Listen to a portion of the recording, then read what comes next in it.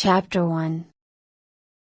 They were supposed to stay at the beach for a week, but neither of them had the heart for it and they decided to come back early. Macon drove. Sarah sat next to him, leaning her head against the side window. Macon wore a summer suit, his traveling suit, much more sensible for traveling than jeans, he always said. Sarah wore a beach dress. Her skin was brown from the sun, but Macon was milk pale. He was a tall, gray-eyed man, with short fair hair, and the kind of skin that easily burns. Soon the sky grew black and several enormous raindrops hit the roof of the car. Sarah sat up straight. "Let's hope it doesn't rain," she said. "I don't mind a little rain," Macon said. A wind blew up and the rain got heavier. Macon pulled out to pass a coach whose wheels were throwing up huge sprays of water from the road, and there was a moment of watery blindness until the coach was left behind. "I don't know how you can see to drive," Sarah said. "Maybe you should put on your glasses." "Putting on my glasses would help you to see?" "Not me, you," Macon said. Sarah's hands were holding the edge of her seat very tightly. "We could stop for a bit," she said.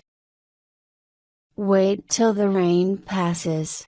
Sarah, if we were in any danger, I'd have stopped long ago."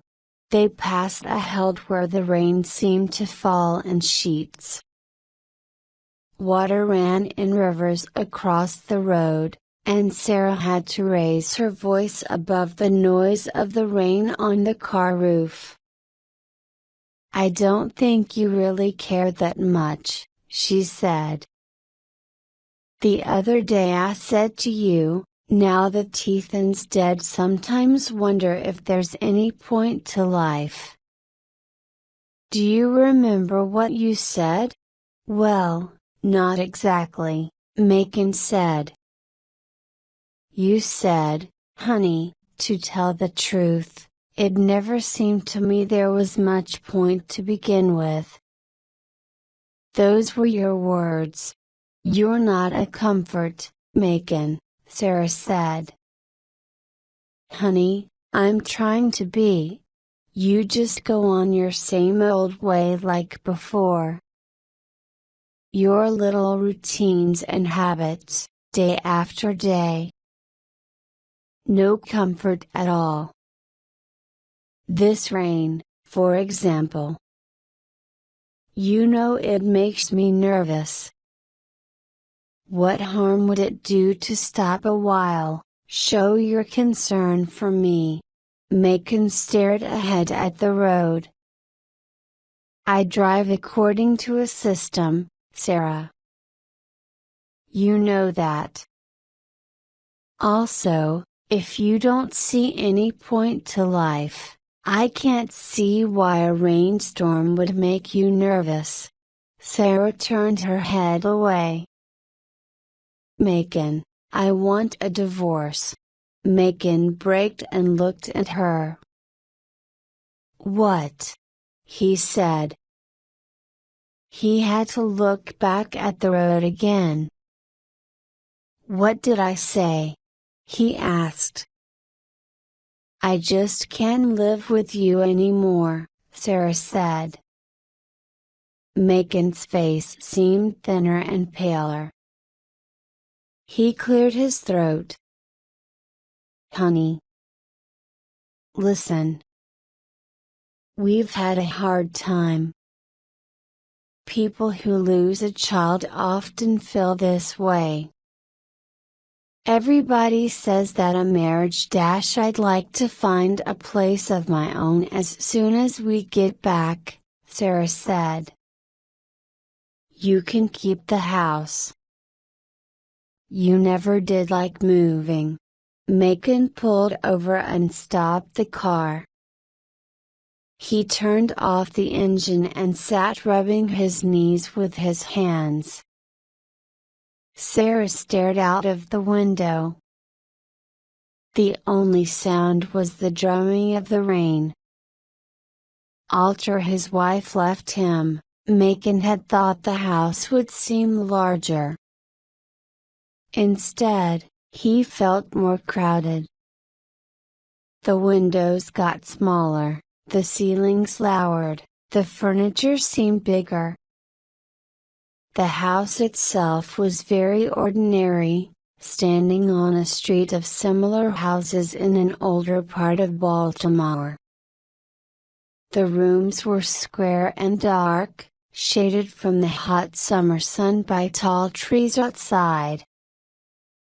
Their son Ethan's old room was very neat, as tidy and ordered as a room in a Holiday Inn. Sarah's personal things like clothes were all gone, of course, but it seemed that other things could be personal too. Her son's hair, for example. Macon looked at it, and wondered how an empty space could be so full of a person.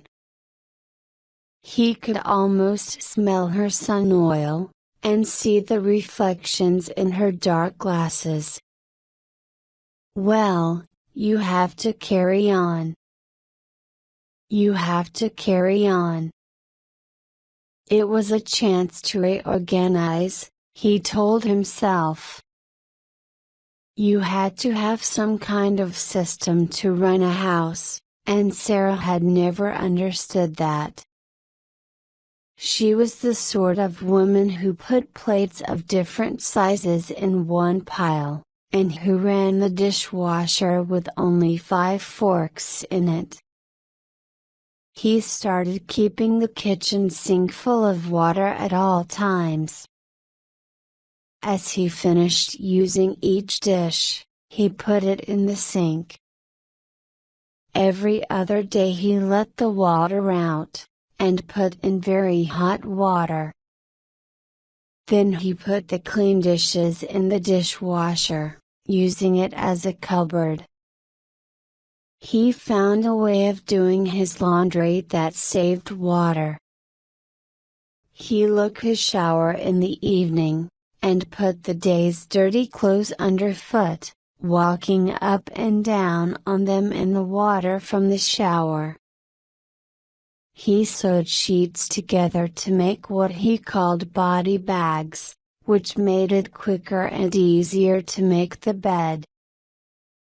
Sometimes he wondered if he was going too far. He imagined Sarah watching him, with a smile in her eyes. He tried to remember the early years, the good times, but it all came back to that last miserable of year together, when everything they said was wrong. They were like people running to meet, holding out their arms, but they miss, they pass each other and keep running. Most of his work was done at home, which was why the house systems were important to him. He wrote guidebooks for people forced to travel on business. Ridiculous, when you thought about it. Macon hated travel. He hurried through foreign countries, with his eyes shut, holding his breath, till he was safely back home. Here with a happy sigh he would get on with producing his next passport-sized paperback. Accidental tourist in France. Accidental tourist Germany. In Belgium. He only wrote about cities in these guides, as people taking business trips flew into cities and out again, and their main concern was how to pretend they had never left home. What hotels in Madrid had American-style beds? What restaurants in Tokyo offered American food? Did Amsterdam, Rome, Mexico City have a McDonald's? Although Macon hated the travel, he loved the writing, the delight of organizing a disorganized country, putting down in short neat paragraphs just the essential information. He spent pleasurable hours over the right choice of words, the correct use of a comma. I am happy to say, he would type, frowning in concentration, that it's possible now to buy Kentucky Fried Chicken in Stockholm. But why didn't you tell us? His sister said on the phone. Sarah's been gone 3 weeks, and I only hear about it today. The last thing I need, Macon said, is my family around me saying, "Oh, poor Macon, how could Sarah do this to you?" "Why would I say that?" Rose asked. Everybody knows the Leary men are difficult to live with. "Oh," Macon said. "Where is she?" "She's got an apartment downtown," he said. "And look, there's no need to go asking her to dinner or anything like that. VC Hen Charles's wife got her divorce," Rose said. "We went on having her to dinner every Christmas, just like always." "Yes, I remember," Macon said wearily. Charles was their oldest brother. "But she's been remarried quite a while now." "Yes." "Well," Rose said. "Has Sarah been in touch since she left?" "Once. She came by to pick up a favorite pan, but we didn't talk. I just gave her the pan." "Oh, Macon. You should have asked her in. I was scared she'd say no," he said. There was a silence. "Well. Anyhow," Rose said finally. "But I'm getting along fine." "Yes, of course you are," she told him. Then she said she had something cooking and hung up. Macon didn't eat real meals anymore. When he was hungry, he drank a glass of milk, or ate some ice cream from the fridge. Then he began to notice that shirt collars felt looser round his neck and the lines on his face seemed deeper. So every morning he cooked 2 eggs and made fresh, hot coffee. Oh, he was managing fine, just fine. All things considered. But his nights were terrible. They began all right. He would get into bed, and move the cat over. The dog, Edward, was small with very short legs, and had to be helped onto the bed. Edward then lay at his feet, while the cat lay next to his back. Macon would sleep for an hour or 2 and then wake up. Little worries ran round and round his mind. Had he left the back door unlocked? Forgotten to put the milk away? Paid the gas bill? The worries changed, grew deeper. He wondered what had gone wrong with his marriage. They were such different people, Sarah changeable and disorganized, he systematic and fixed in his routines. And when Ethan was born, he only brought out more of their differences. Pictures from Ethan's life floated past Macon's eyes like a film on the ceiling. At 12 he'd been a tall, fair-haired boy with an open, friendly face, and a lovable habit of jumping up and down when he was nervous. Don't think about it. He was murdered in a burger bar his second night at summer camp in Virginia.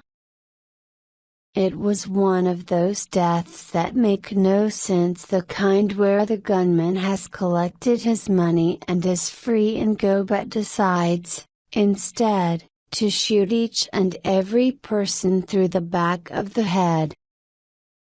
Blame the burger bar, blame the director of the camp, blame Sarah for allowing him to leave home, blame Macon for agreeing, blame Ethan for wanting to go, for not running, for. Don't think about it. In the end, Macon would get out of bed, drink a glass of milk, and turn on the TV. The cat would sit on his knees, and the dog usual came and lay on his feet. It's just you and me, old amens, Macon would tell them. When Sarah phoned, asking if she could have the small rug from the dining room, Macon agreed. She would come to get it, and he would invite her in, offer her a glass of wine. I thought I'd drop over Saturday morning, Sarah said, if that's convenient. But he wouldn't be here then. I leave for England tomorrow, and said. I have to start the new English guidebook. Oh. Well, never mind. I've got a house key. I'll just let myself in on Saturday. Maybe I could bring the rug over, Macon said. That way I could see your apartment. I've never been inside. No, it's not fixed up yet. I don't care if it's not fixed up. It's a disaster. Nothing's been done. No curtains, nothing. Nothing? You've been living there over a month. Well, I'm not so wonderfully efficient as you are, Macon. Some days, Sarah said, I can't even make it out of my bathrobe. Macon was silent. I wake up in the morning, she went on, and think, why bother getting up? Why bother reading? Why bother breathing? Apostrophe. Me too, sweetheart, Macon said. Macon, do you suppose that person has any idea? I want to go and see him in prison, Macon. I want to sit opposite him and I'll say, look at me. Look. You didn't kill just the people you shot, you killed other people as well. What you did goes on forever. You didn't just kill my son, you killed me, you killed my husband. Do you understand what you did? Then when I'm sure he does understand, that he really does realize, I'm going to pull out a gun and shoot him between the eyes. Sarah, it's bad for you to talk like this. Oh? How am I supposed to talk? You'll burn up. It's not productive. Oh, productive. Well, goodness, no, let's not spend our time on anything unproductive. Macon rubbed his forehead. Sarah, I just feel we can't afford to have these thoughts. Just walk away, Macon. Just pretend it never happened. Go rearrange your tools, why don't you? Line them up from biggest to smallest instead of from smallest to biggest, that's always fun. God damn it, Sarah Dash. Don't you curse at me, Macon Leary. They paused. Sarah said, well, anyhow. So I guess you'll come by while I'm gone, Macon said. If that's all right. Yes, certainly, he said. Chapter 2. For his trip to England, Macon dressed in his most comfortable suit. One suit is plenty, he advised in his guidebooks. It should be medium gray, which not only hides the dirt but can be worn on any occasion, business or social. He packed a small bag and took a last look round, not wanting to leave the safe routines of his house. Then he whistled for the dog and stepped out the front door into the midday heat. He was taking the dog to the veterinary hospital while he was away. Edward did not like staying there, and when they arrived, he began to make little moaning noises and would not get out of the car. Macon had to pull him all the way into the building. The girl behind the desk asked for Macon's name and gave him a printed form and a pencil. Edward was now standing on his back legs and holding on to Macon's leg. Larry. Larry. The girl pulled a card out of a box, frowning. Whoa, she said. Is that Edward? On Rayford Road? That's right. We can't accept him. Says here he bit an attendant. Says, bury in the ankle, do not readmit. What? Nobody told me that when I collected him in June. Well, they should have. Look, Macon said. I am on my way to the airport, right this minute. I've got a plane to catch. But the girl was not interested in Macon's problems, and he went back to the car with Edward. What now? He didn't think his sister would want Edward either, and he certainly wasn't going to ask Sarah for help. He drove toward home, wondering if he could leave Edward in the house the way he left the cat, with plenty of food and water. Then across the street he saw a sign, Miyavkpo Animal Hospital. He braked, and made a left turn into the entrance. Behind the desk in the waiting room stood a thin young woman, with frizzy black hair that came down to her shoulders like a small tent. Hi there, she said to Macon. Macon said, do you take dogs?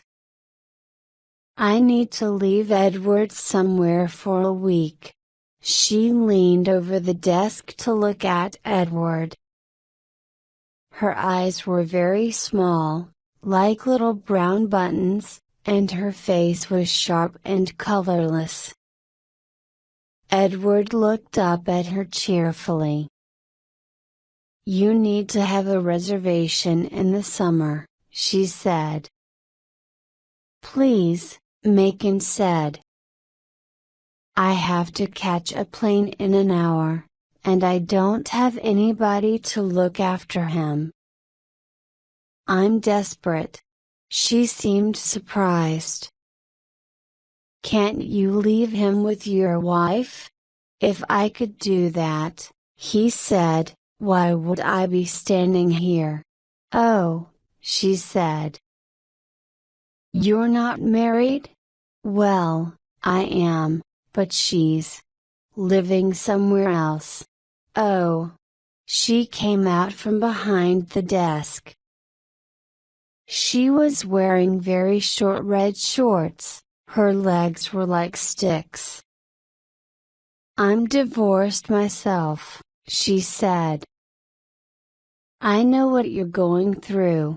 The place I usually take him, Macon said, won't take him again.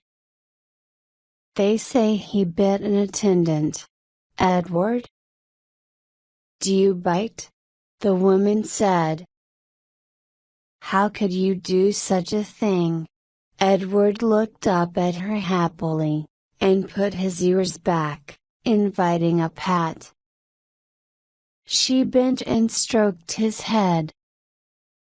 Macon realized he should not have mentioned the biting, but the woman didn't seem to mind. So will you keep him? He asked. Oh, I guess, she said. If you're desperate. She gave Macon some forms to fill in. I'll most likely see you again when you come to pick him up, she said.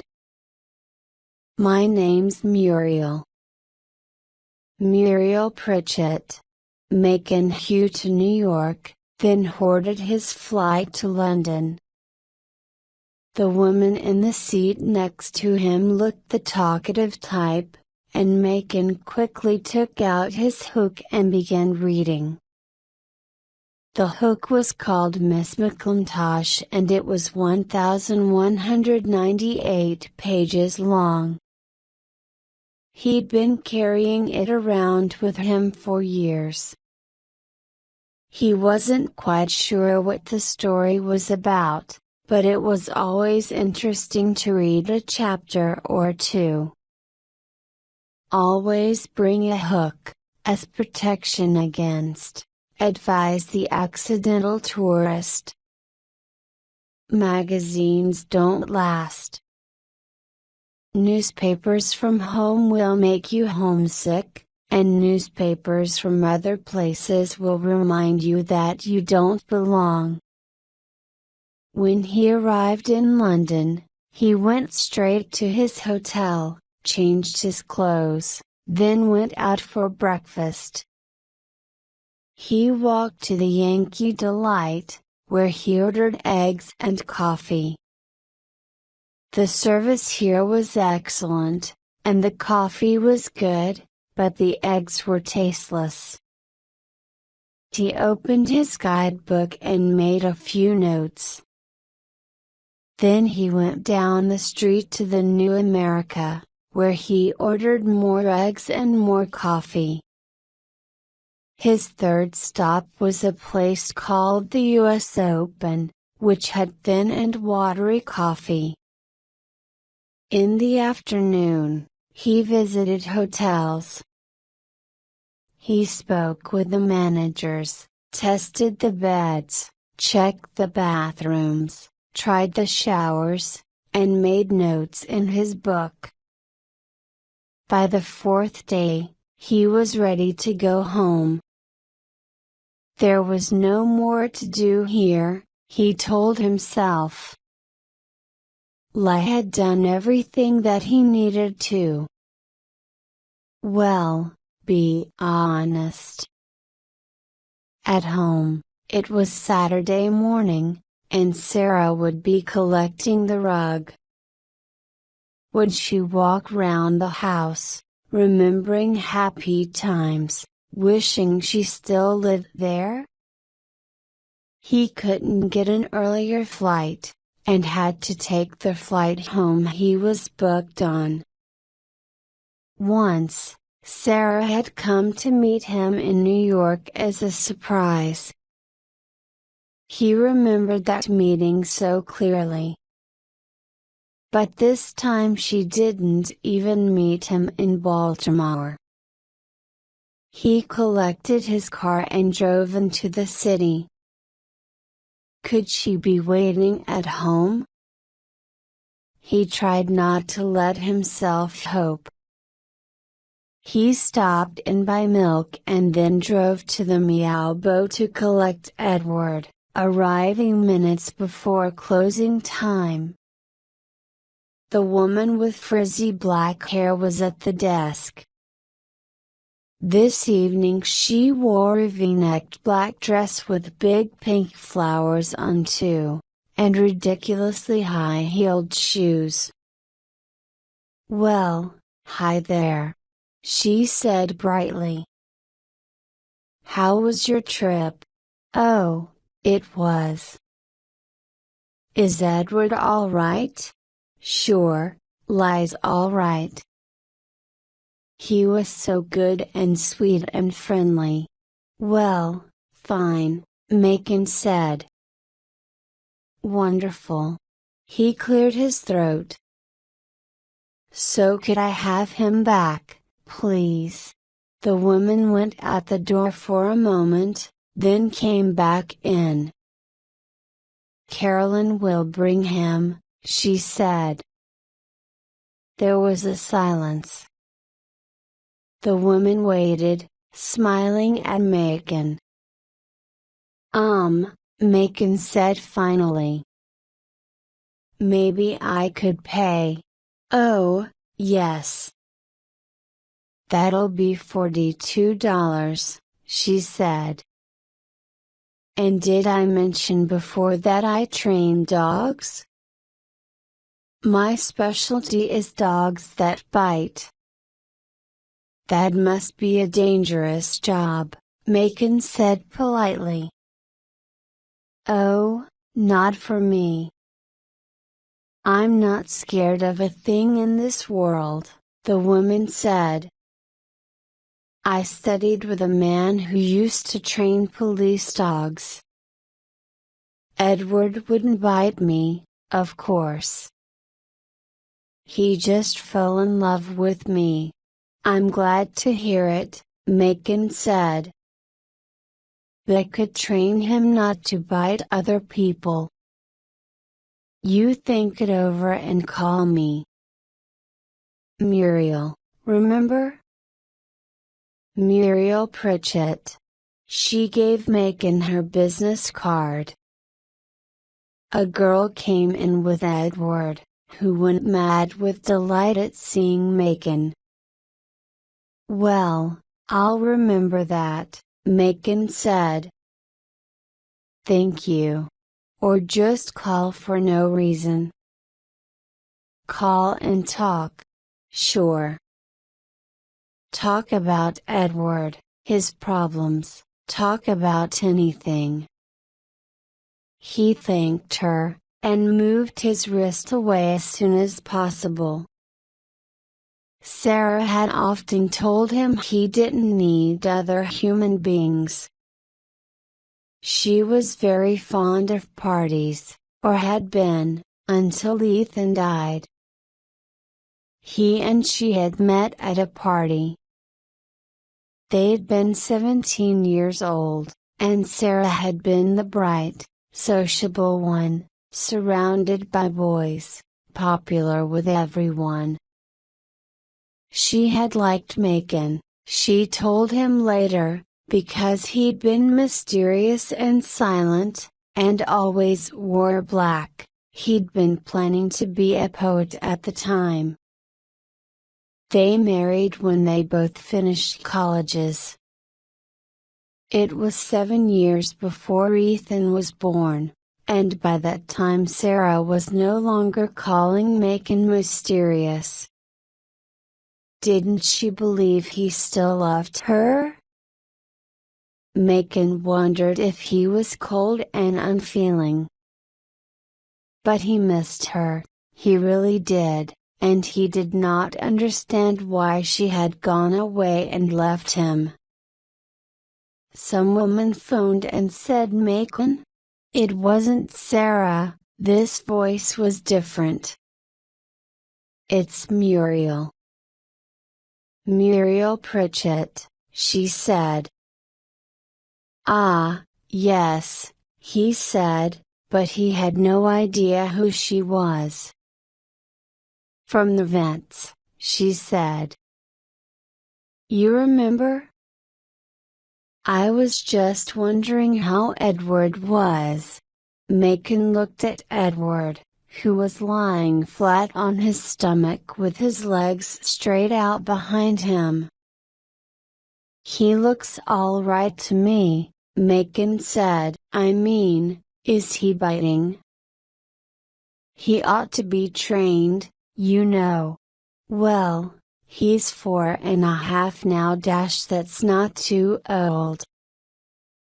Maybe I could just come around for a drink or something, and we could discuss Edward's problems. Oh. I think, for now I'll try and manage on my own. Well, I can understand that, she said. I'll wait for you to get in touch, then. You still have my card, don't you? Macon said he did, though he didn't know where it was. He hung up and went back to his guidebook. Generally, food in England is not as bad as some people say it is. Nice cooked vegetables. By September Lai had only written a few pages of N's guidebook, he began to feel he was falling apart. In the basement the laundry took days to dry on the line, and one morning he decided to reconnect the exhaust tube of the clothes dryer. Better to use a little more electricity than to get depressed over wet laundry. He put some of the wet clothes into the dryer and turned it on. At the top of the stairs, Edward was complaining. He was hungry, but not brave enough to come down the stairs on his own. Macon went up and carried him down. He was near the bottom of the stairs when a sudden, awful howl rose from where? Edward jumped out of Macon's arms into the remaining wet laundry on the line, which knocked him back against Macon's chest. Macon stepped blindly sideways, put one foot in his wheeled clothes basket, and went crashing to the floor, with his left leg bent double beneath him. The cat, used to coming in through the hole in the window, had met a hot, wet, whistling wind, but was determinedly trying to limp into the exhaust tube, howling desperately all the time. Wouldn't you think, Macon said to Edward, on the floor next to him, that fool cat would know the dryer was running? In spite of the pain in his leg, he managed to turn off the dryer and watch the cat escape safely, before beginning the long hard trip up the stairs for help. Chapter 3. Oh, I've done wrong and I've told lies, Macon's sister sang in the kitchen. I've been foolish and unwise. Macon lay on the daybed in his grandparents' sun porch, and listened to Rose singing as she got the breakfast. She had a high, shaky voice that sounded like an old lady, though she was the youngest of the four Leary children. She had never left home because there had always been someone she had to take care of. Their grandparents had got old and ill, one after the other, and then it was her brothers. First Charles, the oldest, and then Porter, the next brother, had failed in their marriages and come back home. And now Macon had come as well, to lie there with his broken left leg in plaster and be looked after by Rose. She was pretty in a quiet, serious kind of way, and ran the house efficiently, being as neat and organized as all the Leary family. Everything in her kitchen cupboards was arranged in perfect alphabetical order: rice, salt, soup dish, soup, tomato, soup, vegetable, sugar, tea. Charles and Porter managed the business that Grandfather Leary had begun in 1915, a factory making bottle caps. All four of them had spent most of their childhood with their grandparents, as their father, Grandfather Leary's only son, had been killed in World War II. For a while they had lived with their mother Alicia in California, but she was a bright, irresponsible young widow, full of wild enthusiasms and sudden changes of life plan. The Leary children rarely shared her enthusiasms, and they were quite happy when she sent them to live with their dull, safe, serious grandparents in Baltimore, while she traveled round the world with her latest husband. As he sat in front of his typewriter in the dining room, Macon felt strangely at peace with the world. No one else had any idea where he was, not Julian, not Sarah, not anyone. Macon liked that, and had said to Rose, "I wish things could stay this way." "Why can't they?" Rose said. "We don't need to answer the phone if anyone calls. We'll just let it go on ringing." However, that afternoon the doorbell rang and it was Garner Bolt, a neighbor from home, complaining that everyone in the street was worried that Macon had died, seeing all the mail piled up inside the door, not knowing what to think.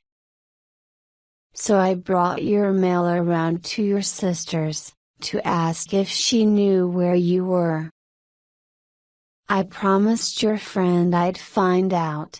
"What friend?" Macon asked. "Thin little lady with a lot of hair. Saw her standing on your porch, knocking at the door. Pointy high-heeled shoes." Macon thought for a moment. "The dog lady," he said. Jesus. Garner finally left, having told Macon how to get back with Sarah and save his marriage. Macon made no reply to any of this advice. He'd noticed lately that he had stopped missing Sarah. He began to wonder what had happened to the 20 years of his marriage, and that evening, as he sat at the table with his sister and brothers, he had a sudden cold shock of fear. Here they all were, playing the same old card game they had played as children. Had anything really changed in 30 years? Help! Help! Call off your dog. Macon stopped typing and listened. He could hear barking and the voice sounded very close. He didn't think it could be Edward because Edward was taking a walk with Porter. But Edward had been behaving strangely for a while, barking and showing his teeth when anyone came to the house, or tried to leave it. Macon got up, and made his way on his crutches to the porch. Sure enough, it was Edward. He was jumping up and barking madly at the foot of the big tree in the front yard.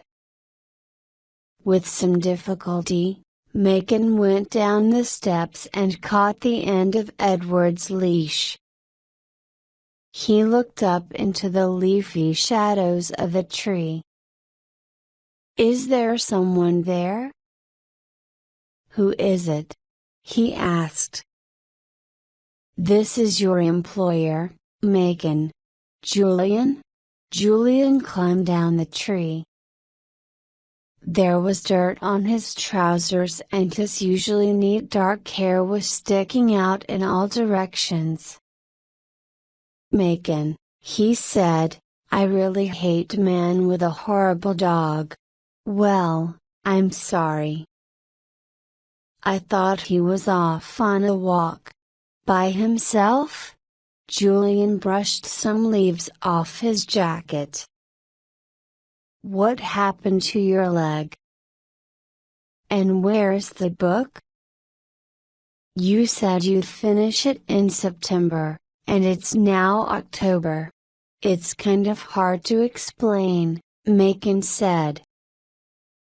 "How did you find me, anyway?" He led the way into the house. "Your neighbor told me where you were." "Oh. Garner." They went into the living room. Julian chose the most comfortable chair and sat down. "Where's Sarah?" he asked.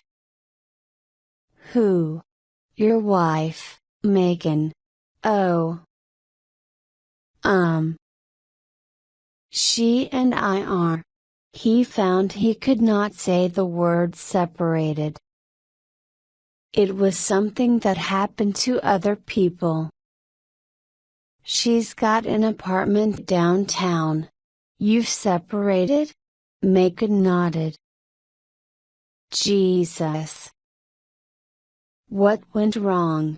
Julian asked.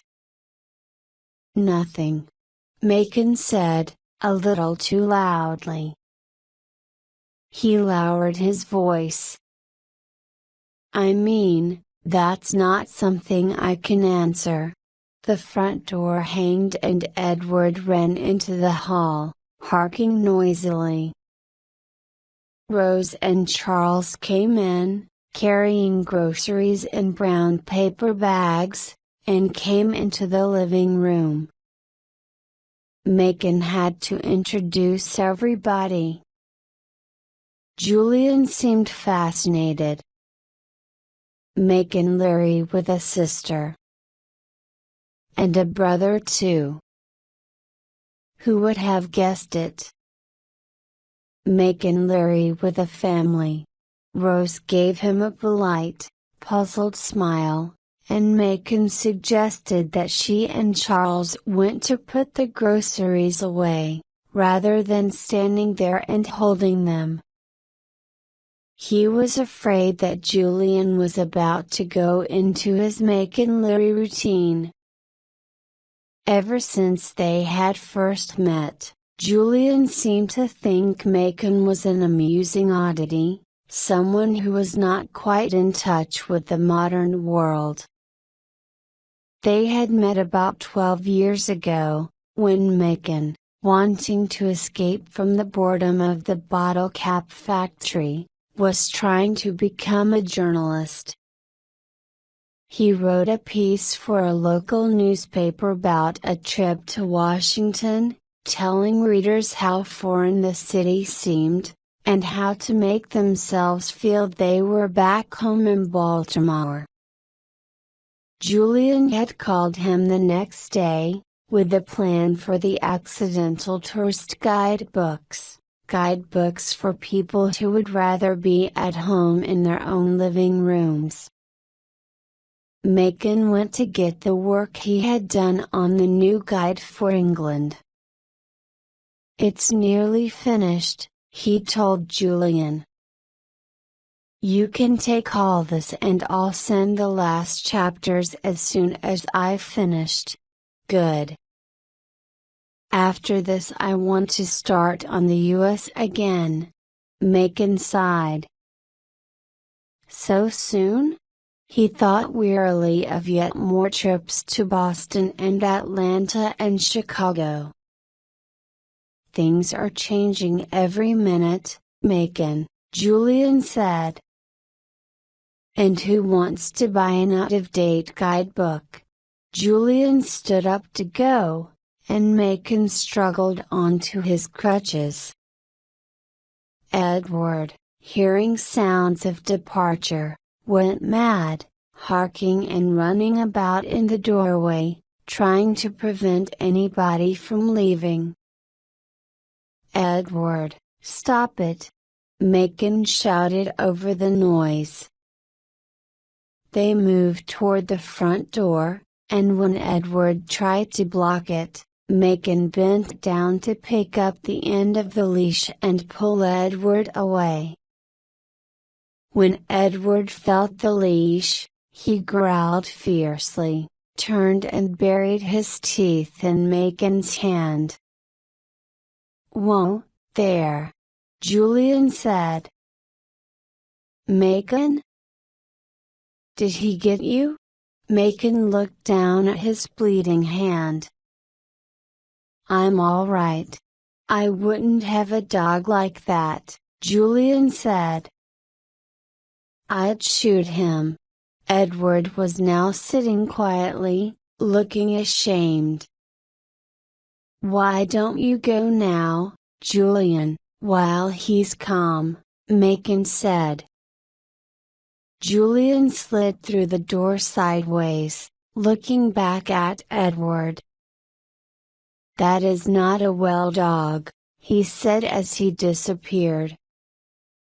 Macon tapped his way on his crutches to the kitchen and found Rose and Charles there with Porter, who had now returned from his failed walk with Edward. "Rose?" Macon said. "Edward's given me a little sort of bite." The three of them turned to look at Macon's hand, which was now hurting him quite a lot. "Oh, Macon!" Rose cried. "You need to get that properly cleaned," Charles told him. "You need to get rid of that dog," Porter said. "It was an accident," Macon said. "He didn't mean any harm." "Didn't mean any harm?" "Huh. You should get rid of him." "I can't," Macon said. "Why not?" They waited. "He's not a bad dog at heart," Macon said. "Just a bit excitable. And he'd been Ethan's." Ethan had brushed him, bathed him, rolled with him on the floor, played ball with him in the yard. When Edward fell over the ball in his enthusiasm, Ethan's laugh rang out so high and clear, such a joyful sound floating through the summer evening. "I just can't," Macon said. There was a silence. Rose was gently bandaging his hand. "Maybe he should have some obedience training." "How about that woman you told us about, at the Meow Bow?" "Why don't you call her?" "Maybe I will," Macon said. He wouldn't, of course. The woman had seemed a bit strange to him. On Sunday morning, Edward tried to attack a neighbor who'd stopped by to borrow a tool.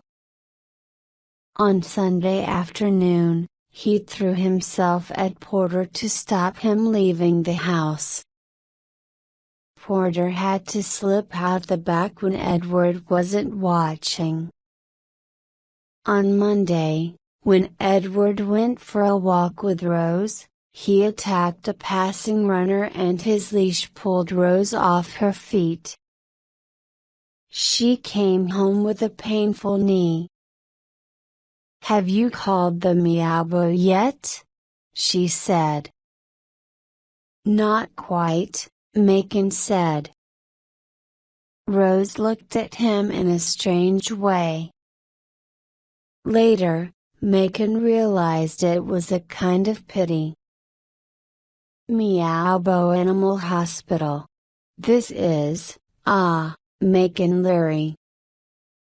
Is Muriel there, please? Oh, Macon. Hi there. How's Edward doing? Well, he's getting worse. He's been attacking people, and growling and biting, chewing things. Muriel offered to come out 5 or 6 times a week to give training lessons at $5 a lesson. "That's a special fee for a friend," she said. "Mostly I charge $10. Chapter 4. The first lesson was about sitting. Edward met Muriel at the front door with his usual wild barking and jumping, for Muriel more or less walked right through him and pointed at his lump and told him to sit. Edward stared at her. She then bent over and with a long pointed finger pushed his rump down. "Now you kind of cluck your tongue," she told Macon, doing in herself to show him. "That means you're pleased with him. You have to praise them when they do things right. And when I hold him the hand out, see? That means he has to stay." Edward stayed, but gave a short bark every few seconds. Muriel didn't seem to hear, and began to talk about herself. Macon wondered how long she expected Edward to sit there. "When I was a little girl, I didn't like dogs at all, can you believe that? All I was interested in was how to change the way my hair looked. My national hair is a real straight and now look at it.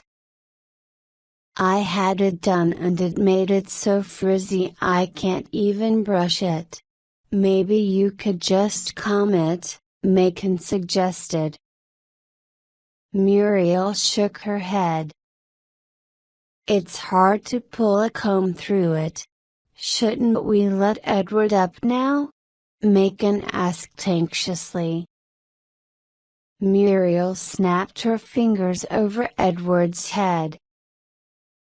"Okay," she said, and Edward jumped up, barking. Edward learned to sit when Muriel pointed, and then it was Macon's turn.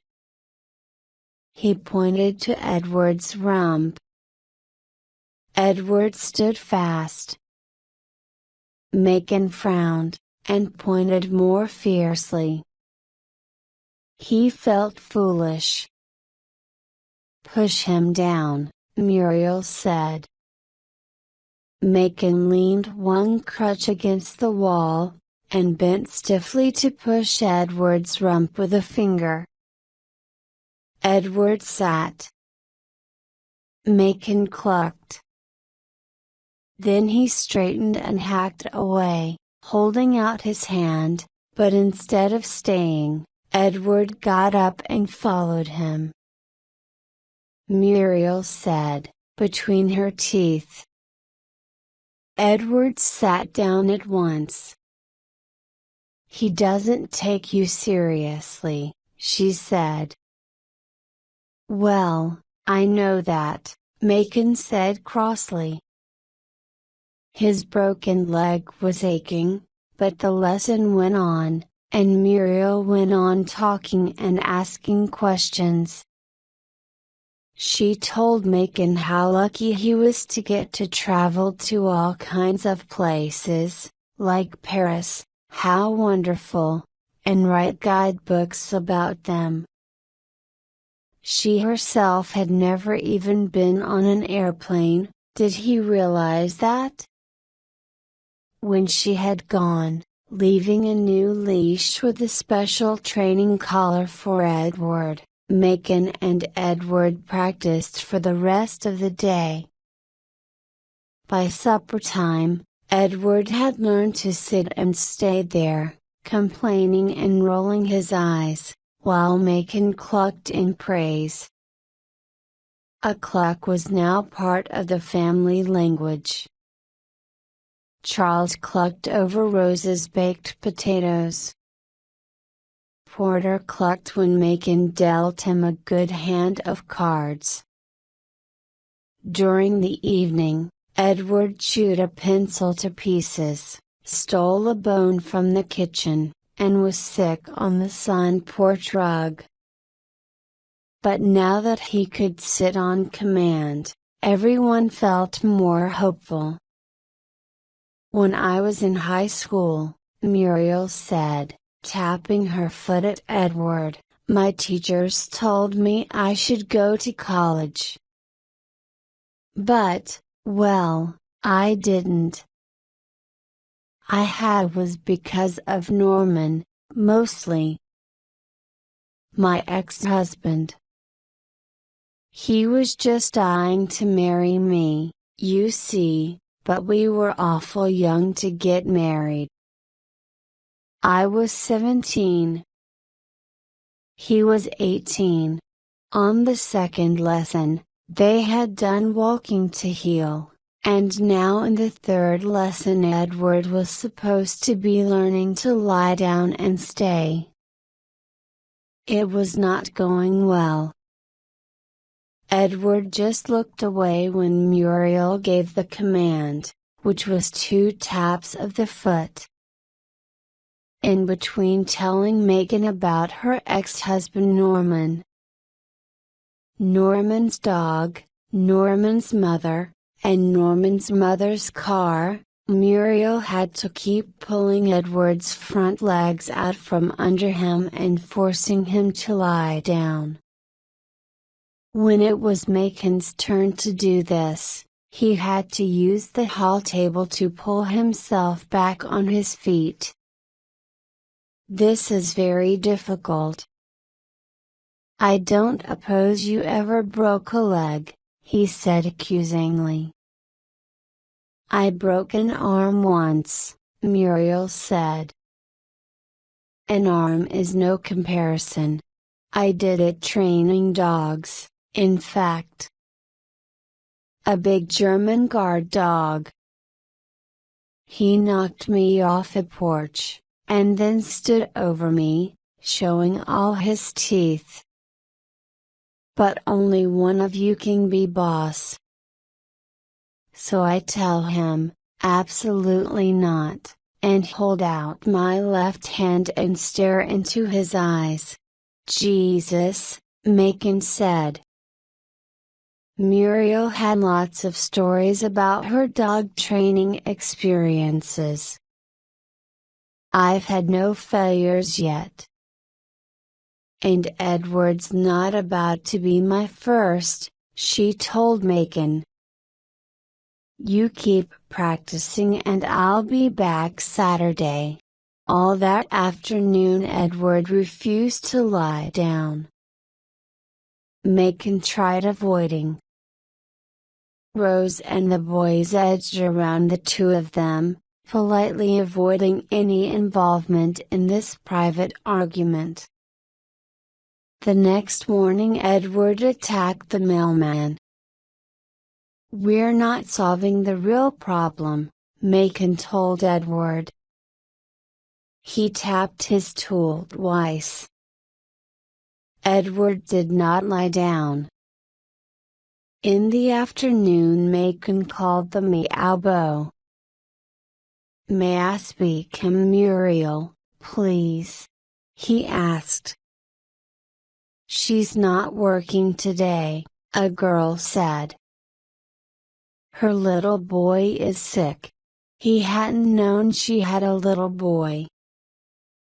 It changed the way he thought of her. She was a different person from the one he'd imagined. Rose was going downtown, and agreed to drop Macon off at Julian's office. He wanted to deliver the rest of his guidebook. Julian greeted him cheerfully. "Ah, here he is. Accidental tourist on crutches," he said, enjoying his own joke. They discussed the U.S. guides that Macon would soon be starting work on, and then Macon got up to go. "My sister's picking me up outside," he explained.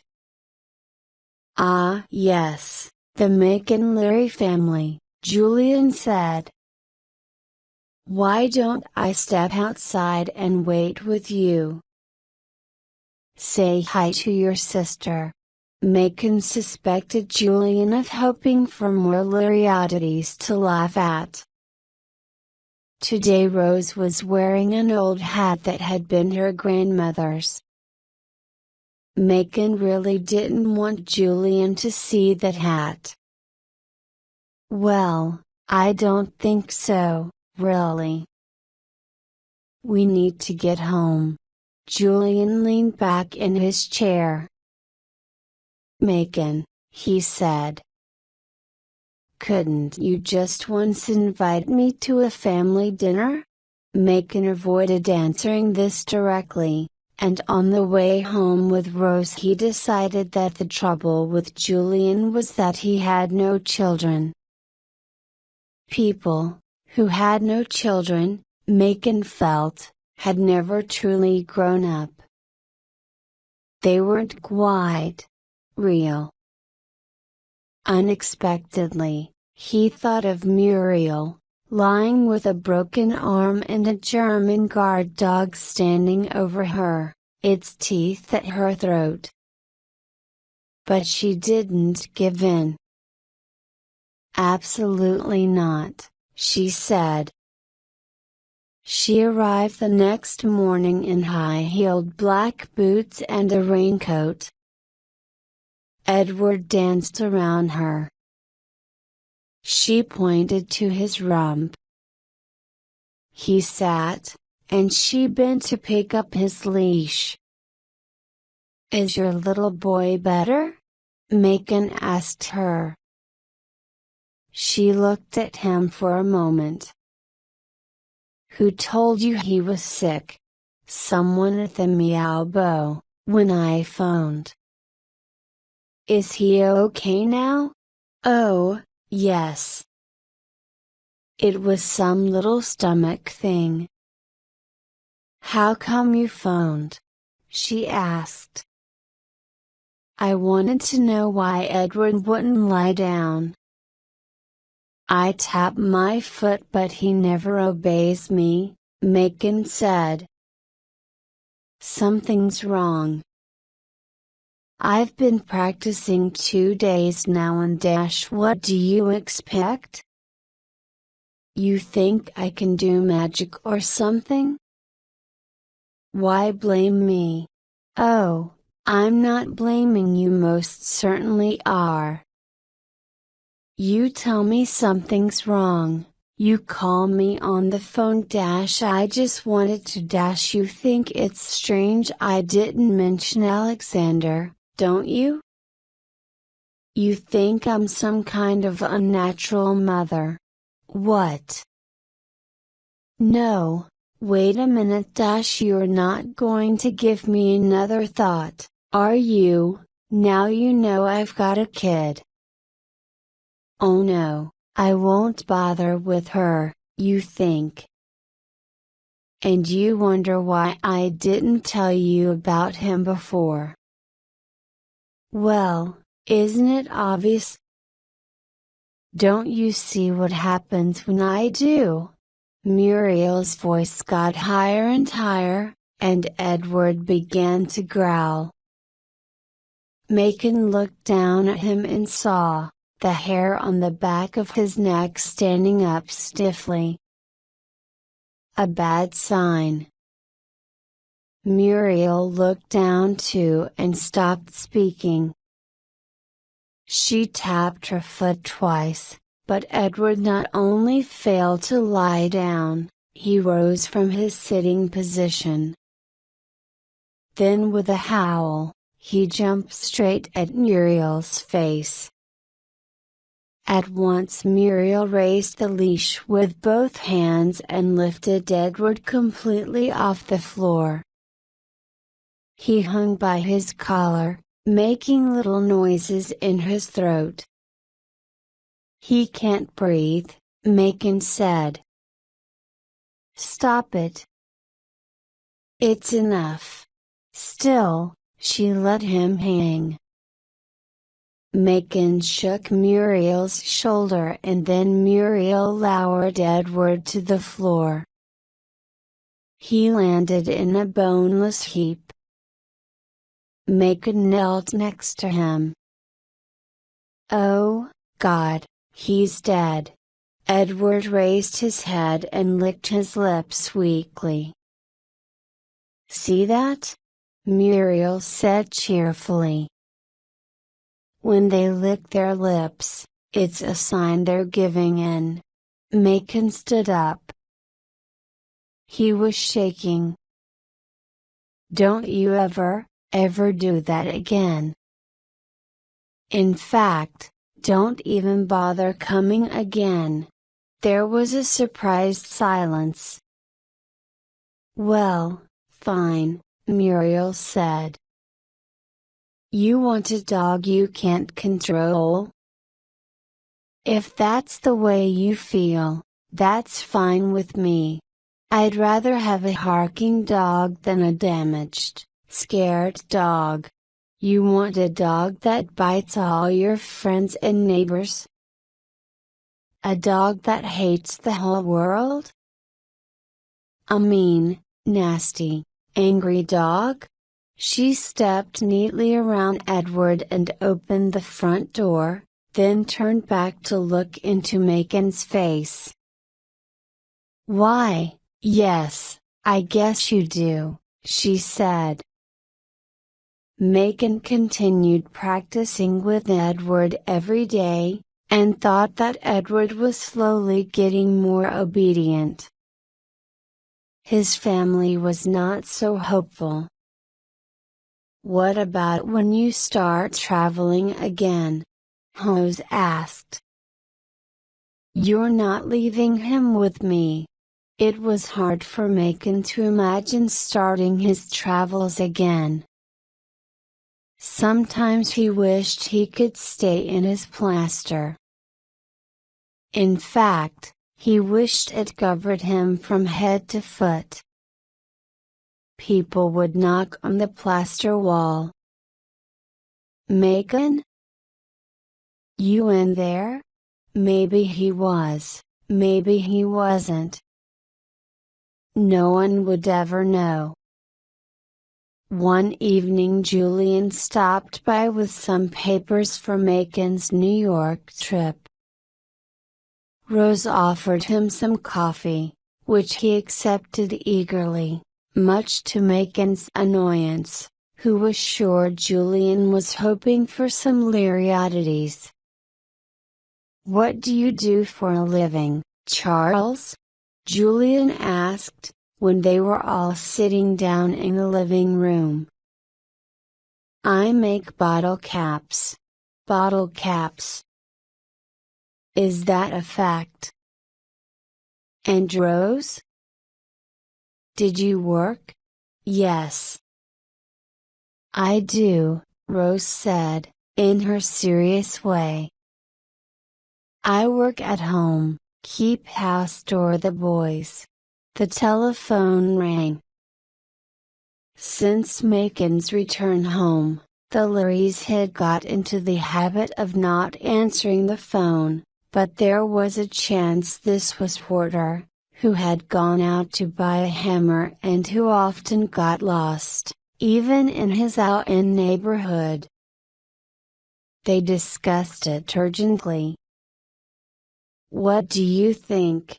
But he knows we wouldn't answer. Yes, he'd surely call a neighbor instead.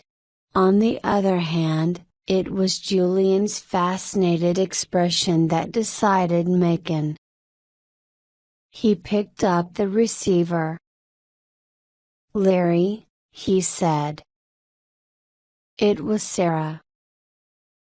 "I think we should talk," she said to Macon. They agreed to meet for supper in the Old Bay restaurant the next evening. Macon wore his gray suit coat and gray trousers with one leg neatly cut off at the top of the plaster. Rose had cut his hair, and Porter had lent him his best tie.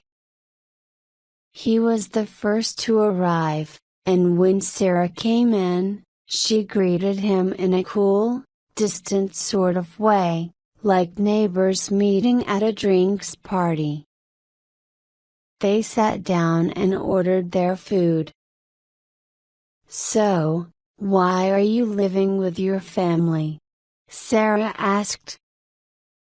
"Well, because of my leg. I can't manage the steps at home." "And what happened to your hand?" she asked. Edward bit it," Macon said. "He's getting kind of out of control, to tell the truth." He told her about the trainers he had hired, and how cruel she had been when Edward tried to bite her. "Ridiculous," Sarah said. "He was only frightened, that's why he attacked." "There's no point in making him even more scared." Macon felt a sudden rush of love. Oh, he'd had moments when he'd almost hated her, but the fact was, she was his oldest friend. She was part of his life. It was much too late to cut her out. "What Edward needs," she was saying, "is a sense of routine. Sarah," he said, "it's been awful living apart." "Hasn't it?" Sarah looked at him. "I asked you here for a reason, Macon." He could tell it was something he didn't want to hear. "I've been talking to a lawyer about our separation," she said. Their food arrived, plates were put down, knives and forks arranged. Macon waved the waitress away. "I think you ought to come home," he said. "Can't we try?" Trademark trying to make a new life for myself, she said. New directions, different. We didn't have much left, did we? When you broke your leg, who did you call for help?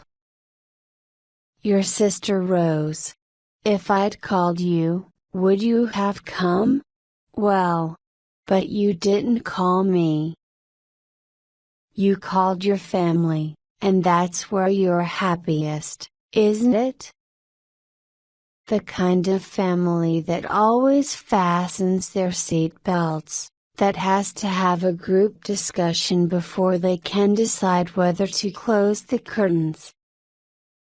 And the best house in the world might be for sale, but you can't buy it because you've ordered 1,000 address labels for the old house, and you have to use them up before you move. That wasn't me, It was Charles, Macon said. Charles, it's all the same. Her eyes were full of tears.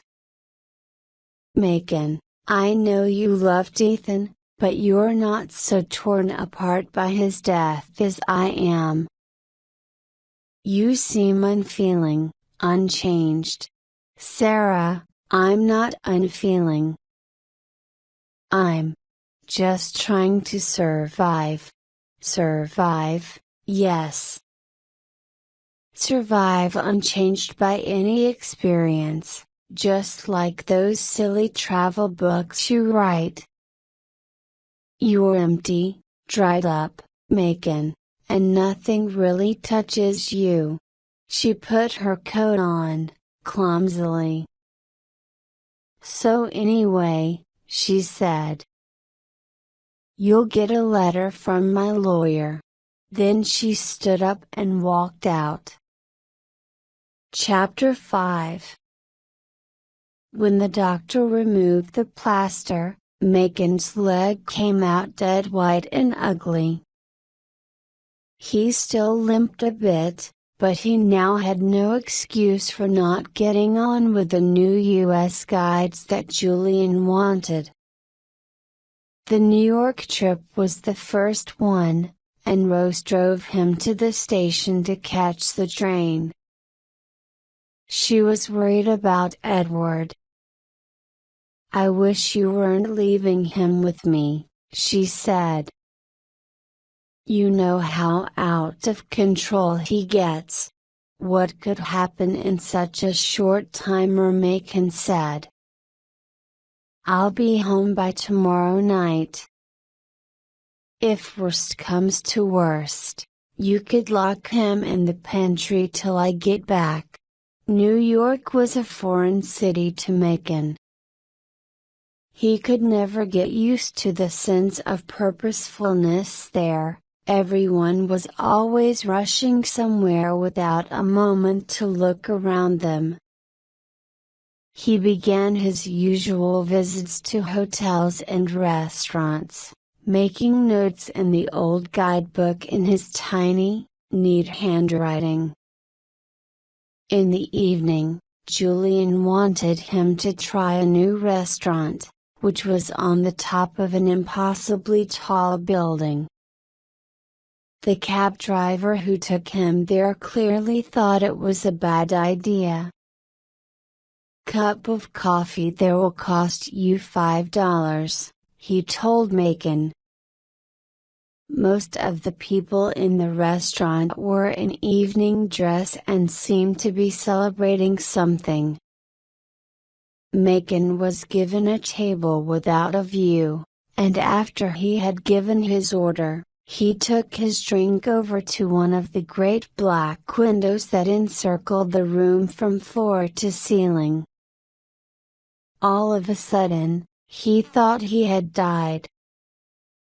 He saw the city far below him like a shining golden ocean, the streets tiny lines of light, the sky a purple hollow that went on forever.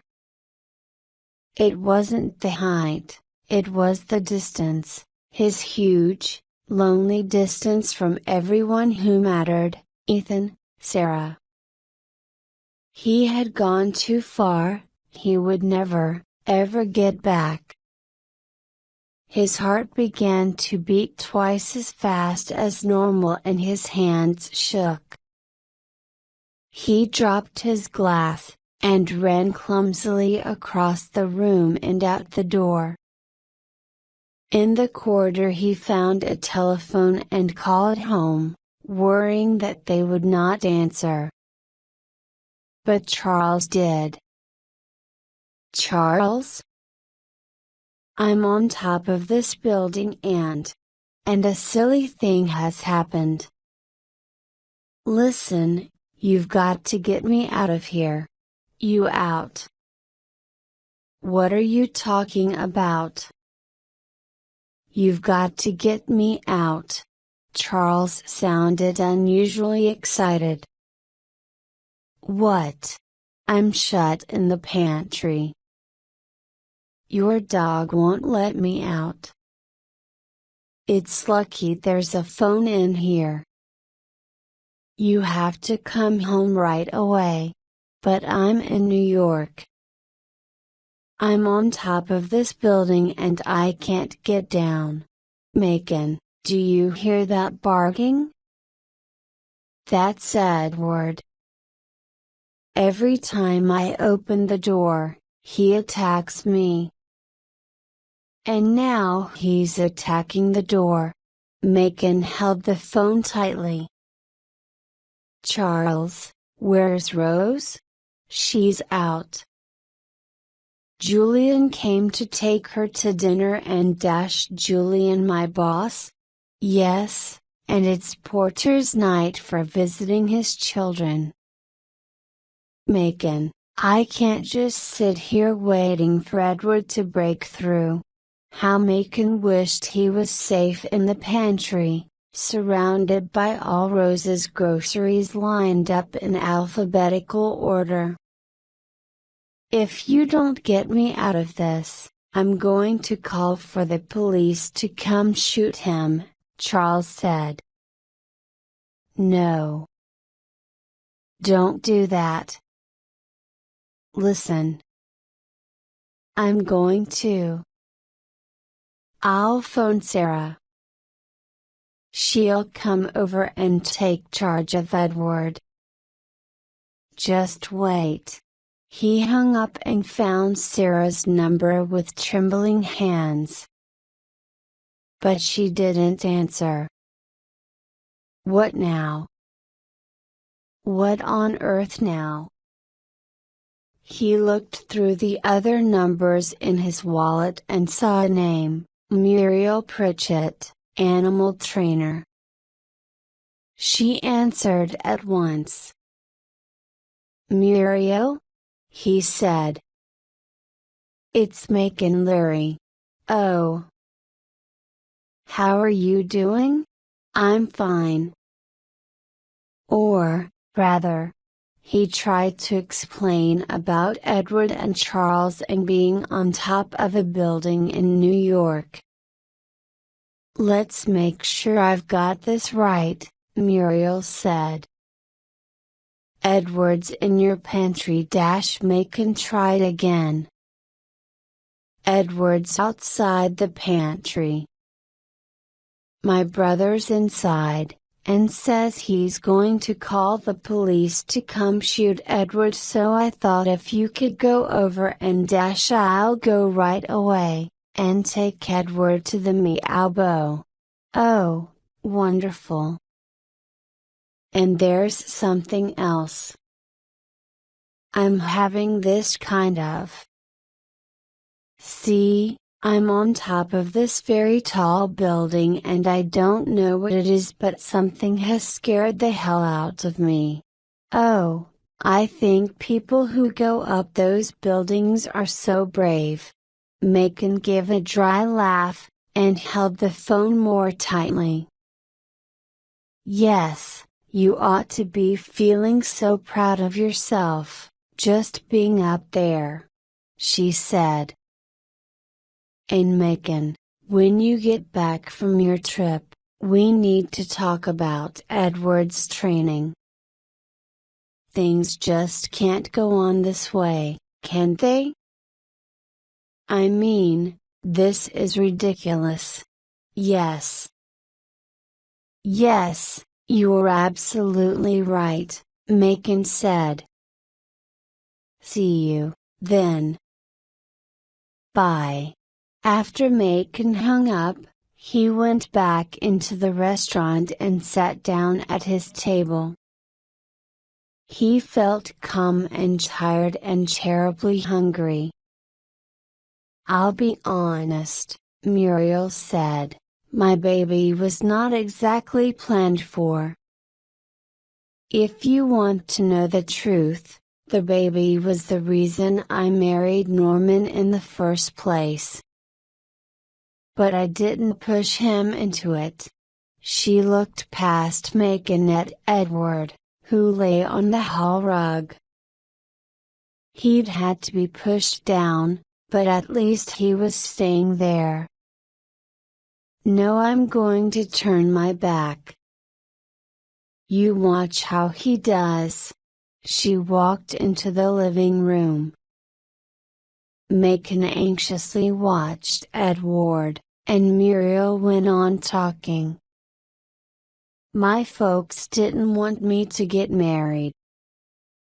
Norman and I were just kids, playing at marriage. It was pretend. And then it turned real, and now I've got this great big 7-year-old boy. What's Edward doing now? He's still lying down, Macon said. Maybe tomorrow he'll lie down on his own, Muriel said. You think so? If you practice. If you don't give in. If you don't go all soft-hearted. She came close to Macon and touched his arm. Never mind, she told him. I think soft-hearted men are sweet. Macon backed away. He just missed stepping on Edward. The lessons continued, as did the history of Muriel's marriage. She talked all the time, and sometimes Macon got the feeling that she used words as a sort of background music. But he couldn't help listening, and was quite shocked when he heard some of the unkind things that Norman's mother had said to Muriel. It was the baby that broke our marriage up, Muriel said. Alexander was born early and spent months in the hospital. He was such a sick little baby. Norman wouldn't go near him, and he didn't like me spending all my time at the hospital. In the end, I took a cleaning job there, to help pay the medical bills. You should have seen them, thousands and thousands of dollars. She and Macon were walking along the road with Edward, hoping to meet a biker. Edward was getting quite good at lying down and staying, but he still had to learn that he was not allowed to attack bikers. If he gives the smallest bark, Muriel said, trademark going to pull his leash so hard he won't know what hit him. It's for his own good, and you've promised not to get upset, remember? Yes, I'll try and remember, Macon said. Soon a biker came past, a girl with a tiny, serious face. Edward put his head up and looked, but marched calmly on. Oh, Edward, that was wonderful, Macon told him. Muriel just clucked, as though she had expected Edward to behave himself. So anyhow, she said. They finally let Alexander come home, and a few weeks later Norman just walked out. Packed his clothes and went back to his mother. I knew I couldn't go back to my folks, so I just had to manage. I did all kinds of jobs, sometimes 2 or 3 at a time, but it wasn't easy. She slowed and then came to a stop. Edward, with a deep sigh, sat down at her left heel. Looking back, I almost miss the times in the hospital, she said. The nurses talking and those rows of little babies sleeping. It was winter and sometimes I'd stand at a window, feeling warm and safe, and look down at the emergency room entrance and watch the ambulances coming in. You ever wonder what a Martian would think if he landed near an emergency room? He'd see everybody running out to meet the ambulance, pulling the doors open, hurrying to get the patient inside. What kind and helpful creatures these are, a Martian would say. Don't you think so? She looked up at Macon then. Macon felt something turn over inside him. He felt there was something he needed to do, some connection he wanted to make, and when she raised her face, he bent and kissed her lips, though that wasn't the connection he had intended. Well, he said. She went on looking up at him. Sorry, he said, then they turned around and walked Edward home.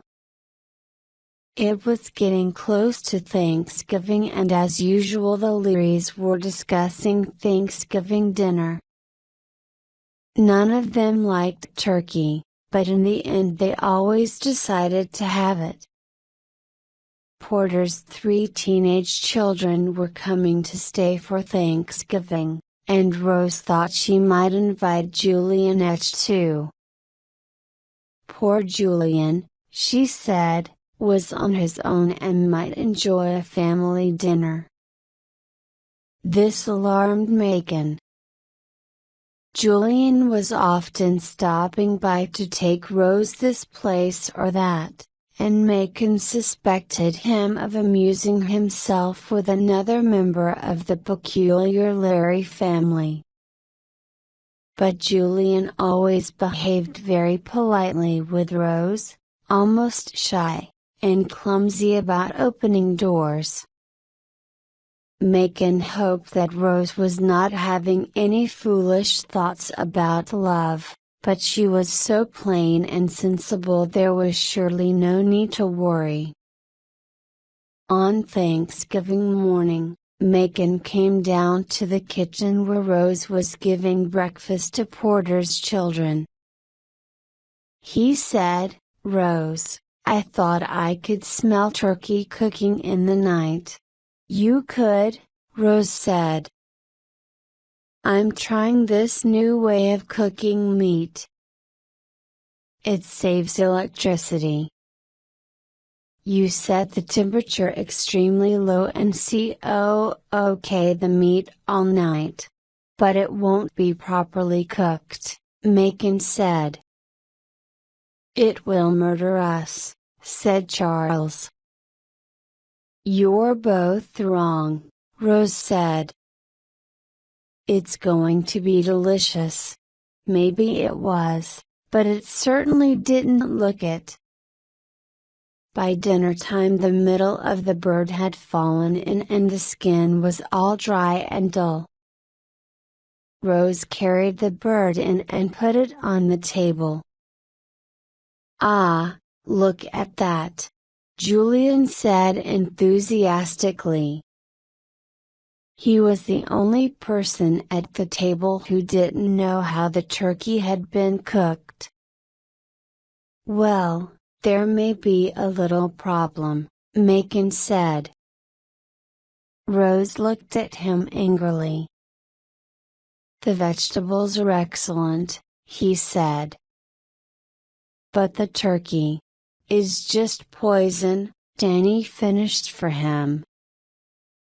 At 16, he was the oldest of Porter's children, and already as tall as Porter. "It's been cooked at too low a temperature," Macon explained. "I think it looks delicious," Julian said. "Yes," Porter told him. "But you don't know about the other times, the chicken salad that was left out all night and..." Rose sat down. Her eyes filled with tears. "Oh," she said, "you're all so mean. You don't fool me for a moment. You're just trying to make me look bad in front of Julian. You know perfectly well there's nothing wrong with the turkey. You just don't want me to stop cooking for you and taking care of this house. You don't want Julian to fall in love with me. Do what? But she pushed her chair back and ran from the room. Julian sat there with his mouth open. Don't you dare laugh, Macon told him. Don't even think about it. Julian swallowed. Do you think I should go after her? Number. She's fine. Now, who wants a baked potato? The three children all asked for baked potatoes with vegetables, and Macon then turned to Julian. Julian? Potato? I'll take the turkey, Julian said firmly. At that moment, Macon almost liked the man. You want your dog to obey you in every situation, Muriel said. You want to leave him outside shops or any public place and come back and find him waiting. Right, here's a grocery store. They climbed out of Muriel's old gray car and went over to the grocery. Macon tapped his foot twice. Edward looked unhappy, but he lay down. Inside the store, Macon and Muriel walked past the fruit and vegetables. Muriel picked up a banana and put it down again. "Hello, green," she said. "What are you doing for dinner tomorrow night?" "Come and eat at my house. Come on. We'll have fun. Just you and me and Alexander. He needs to meet more men, it's good for him. I don't know if I'm free tomorrow. Think it over." 6 o'clock. 16 Singleton Street. They went outside. Edward was still there, but standing up and growling at a dog across the street. Muriel sighed.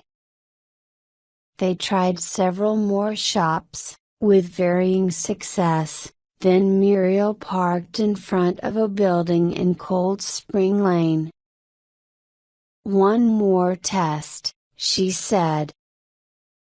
"I've got to pick up Alexander at the doctor's here.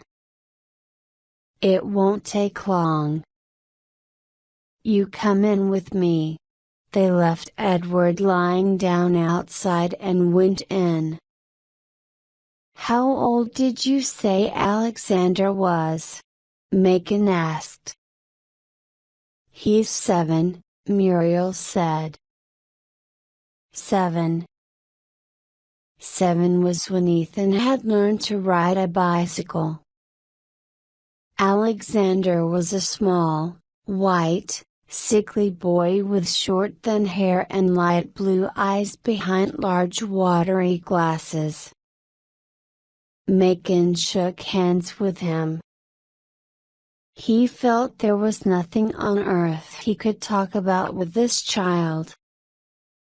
Muriel drove Macon back to his house, and as they pulled up outside, she said, "I'll see you tomorrow for dinner then." Macon didn't know how to tell her, but he knew he couldn't go to that dinner. He missed his wife. He missed his son. They were the only people who seemed real to him. There was no point looking for anyone to take their places. Chapter 6. Macon looked up the phone number in the book. It was 9 in the evening, a good time to call. Alexander would have gone to bed. He picked up the phone. But what would he say? Muriel, last year my son died and… Muriel, this has nothing to do with you personally but… Muriel, I can't. I just can't. He held the phone to his ear but his throat had closed up, his voice had disappeared. He had never actually said out loud that Ethan was dead. He hadn't needed to, it was in the newspapers, and then friends had told other friends. He hung up. He found some notepaper, sat down, took out his pen. Dear Muriel, he wrote. And stared at the page for a while. Funny sort of name, Muriel. He examined his pen closely. How well made it was.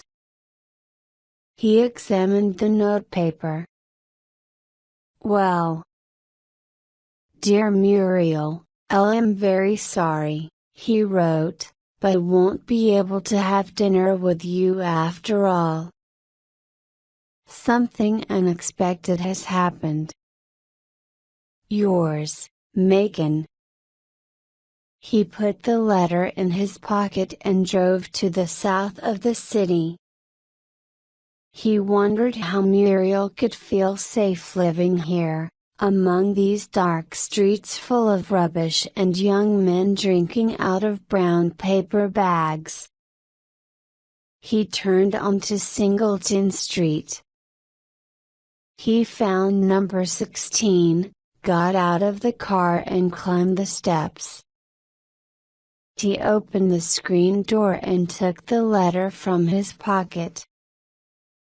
I've got a gun, Muriel said from inside the house, and I'm aiming it exactly where your head is.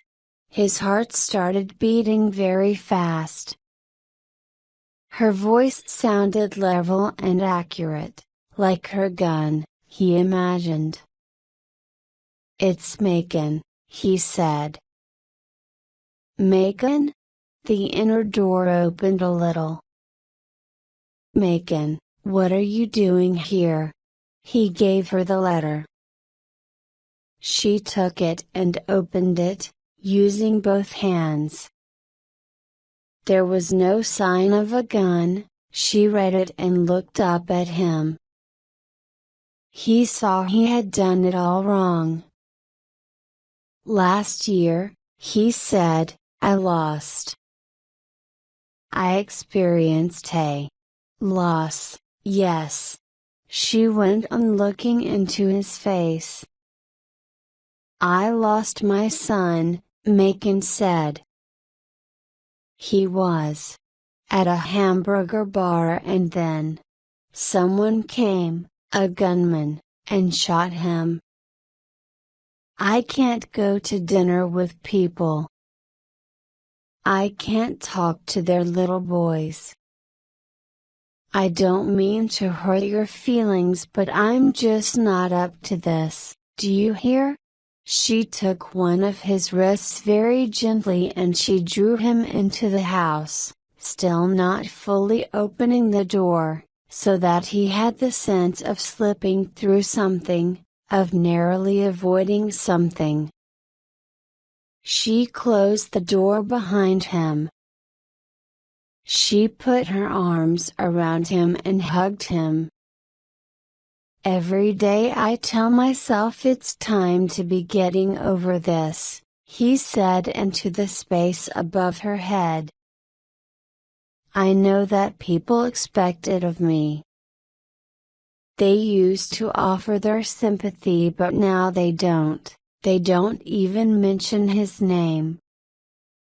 They think it's time my life moved on. The first year was like a bad dream, I was at his bedroom door in the morning before I remembered he wasn't there to be woken. But this second year is worse, it's real.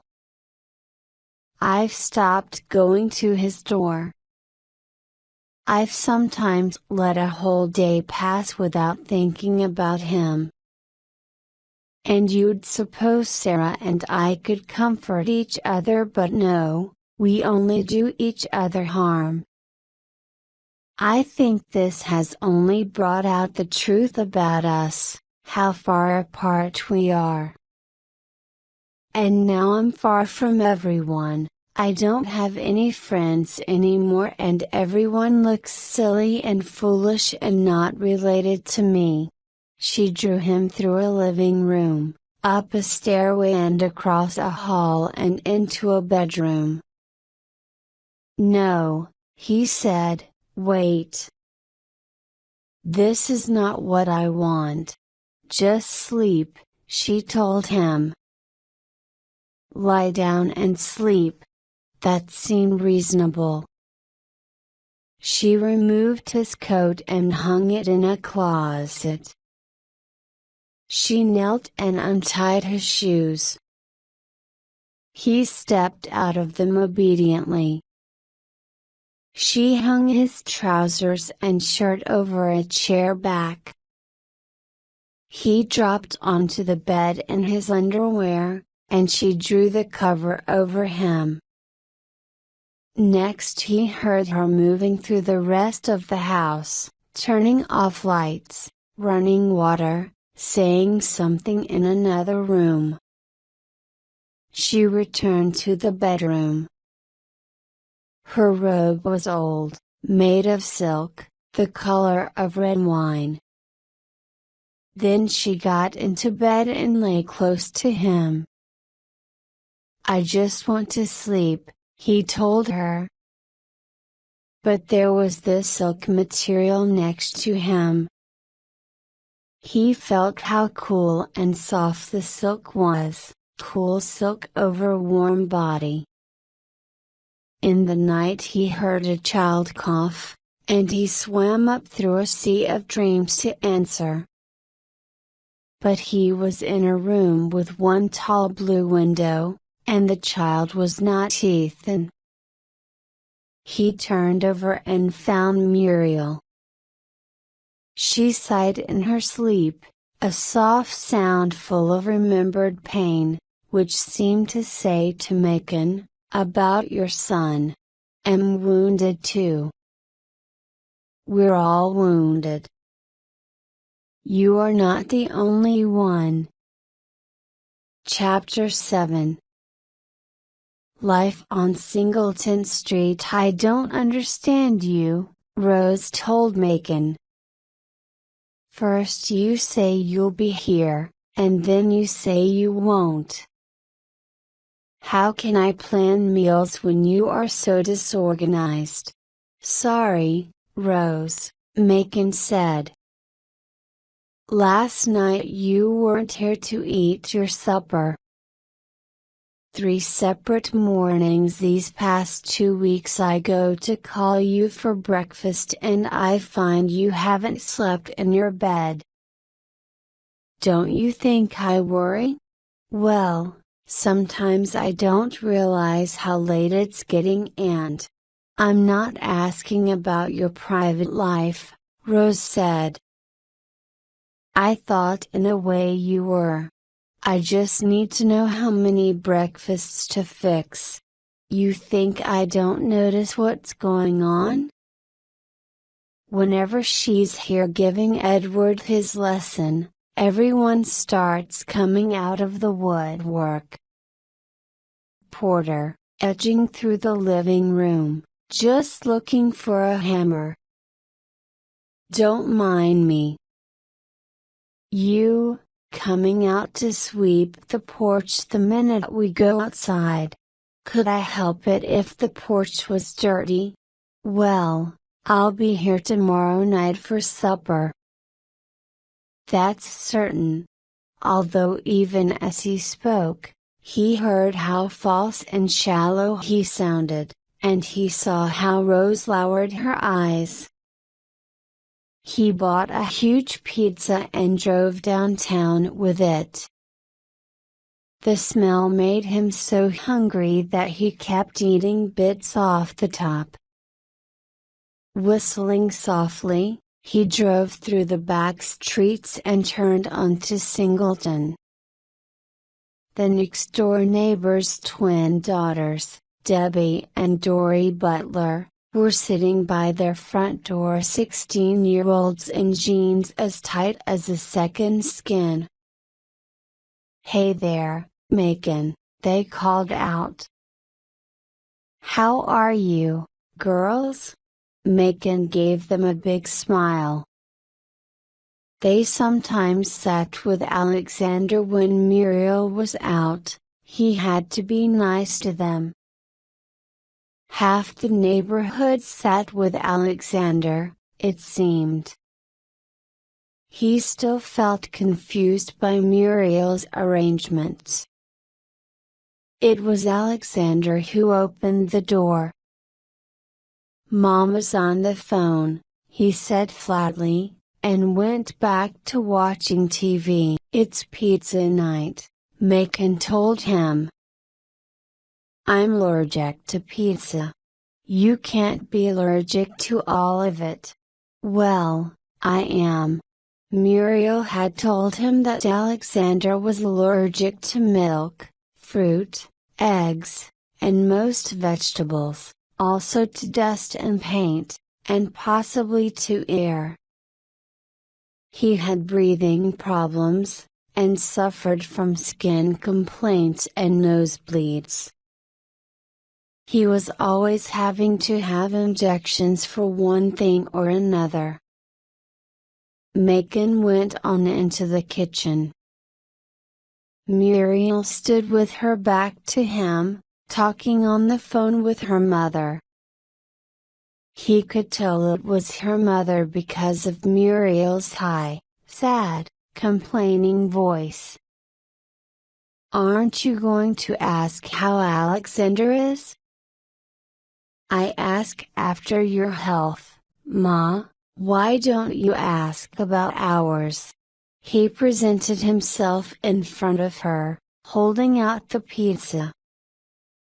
She looked up at him, and gave that quick, bright smile of hers, a cheerful V in her pointed little face. "Ma," she said. "I'm going now. Macon's here." It had been a long, long time since anyone had made such an event of his arrival. He went to Julian's office on a Monday afternoon and handed over the work he'd done on the U.S. guidebook. "That's the Northeast done," he said. "I guess next I'll start on the South." "Good," Julian said. He was looking through a drawer in his desk. "Excellent. Like to show you something, Macon." He gave Macon a tiny blue box. "Your sister's Christmas present," he said. Macon raised the lid. Inside, on a bed of white silk, was a diamond ring. He looked at Julian. "What is it?" he asked. "What is it?" "It's an engagement ring, Macon." "Engagement? I want to marry her." "You want to marry Rose? What's so odd about that?" "Well," Macon said, "I'll ask her at Christmas, when I give her the ring. I want to do this properly." "Do you think she'll have me?" "Well, I really couldn't say." Unfortunately, Macon was sure she would, but he didn't see why he should tell Julian that. "She's got to," Julian said. I'm 36 years old, Macon, but I tell you, I feel like a schoolboy about that woman. She's everything that most modern girls are not. She's so true. I want to do everything right. What do you think of the ring? It's okay. Macon looked down at it. Then he said, "It's very nice, Julian," and he closed the box gently and handed it back. Above all else, Macon was an orderly man. He was happiest with routine, and regular arrangements repeated over and over. Buying groceries on the same day each week, paying bills on another. There was no room in his life for someone as changeable as Muriel. Or as extreme. Or as, well, unlikable, sometimes. She was so much younger than he was. She made him anxious about his age, his stiffness after sitting a long time, and the way he was always expecting his bad back to give him trouble again. And she talked so much about the appearance of things, her hair, her skin, the color of clothes. Yet he knew that what mattered was the pattern of her life, that although he did not love her, he loved the surprise of her, and also the surprise of himself when he was with her. In the foreign country that was Singleton Street, he was a completely different person. This person had never been suspected of narrowness, never been accused of being cold and without feeling, in fact, was laughed at for his soft heart. And was anything but orderly. He spent more and more time in Singleton Street. One day Muriel asked him, "Why don't you come to my folks' house for Christmas dinner? I want you to meet them." They were in the kitchen, and Macon was trying to teach Alexander how to fix a faucet. "Oh, well, I don't know," he said. "Please say yes, Macon. Ma thinks I've invented you." "You know how she is." Yes, Macon did know, at least from listening to Muriel's telephone conversations with her mother. The fact was, he just didn't want to get involved. So instead of answering, he concentrated on Alexander. "Why did I turn off the water under the sink, Alexander?" Alexander said, "Why? You tell me. You tell me no, you," Macon said firmly. There was a bad moment or two when it seemed that Alexander might go on staring glassily forever. Finally, he said, "So the water from the faucet won't whoosh all over, right? Now the leak is here, in the handle, so you want to take the handle apart and replace the packing. First, you unscrew the top screw. Let's see you do it." "Me?" Alexander shook his head. "I don't want to. Let him just watch," Muriel suggested. "If he just watches, he won't learn how to do it." Slowly, Alexander took the screwdriver that Macon was holding out to him, climbed onto a chair, and breathing heavily, began to undo the screw with the screwdriver. It took him forever. With each turn, the screwdriver slipped out and had to be repositioned. At last, however, the screw was out. "Wonderful," Macon said. "I believe you may have a natural ability for this."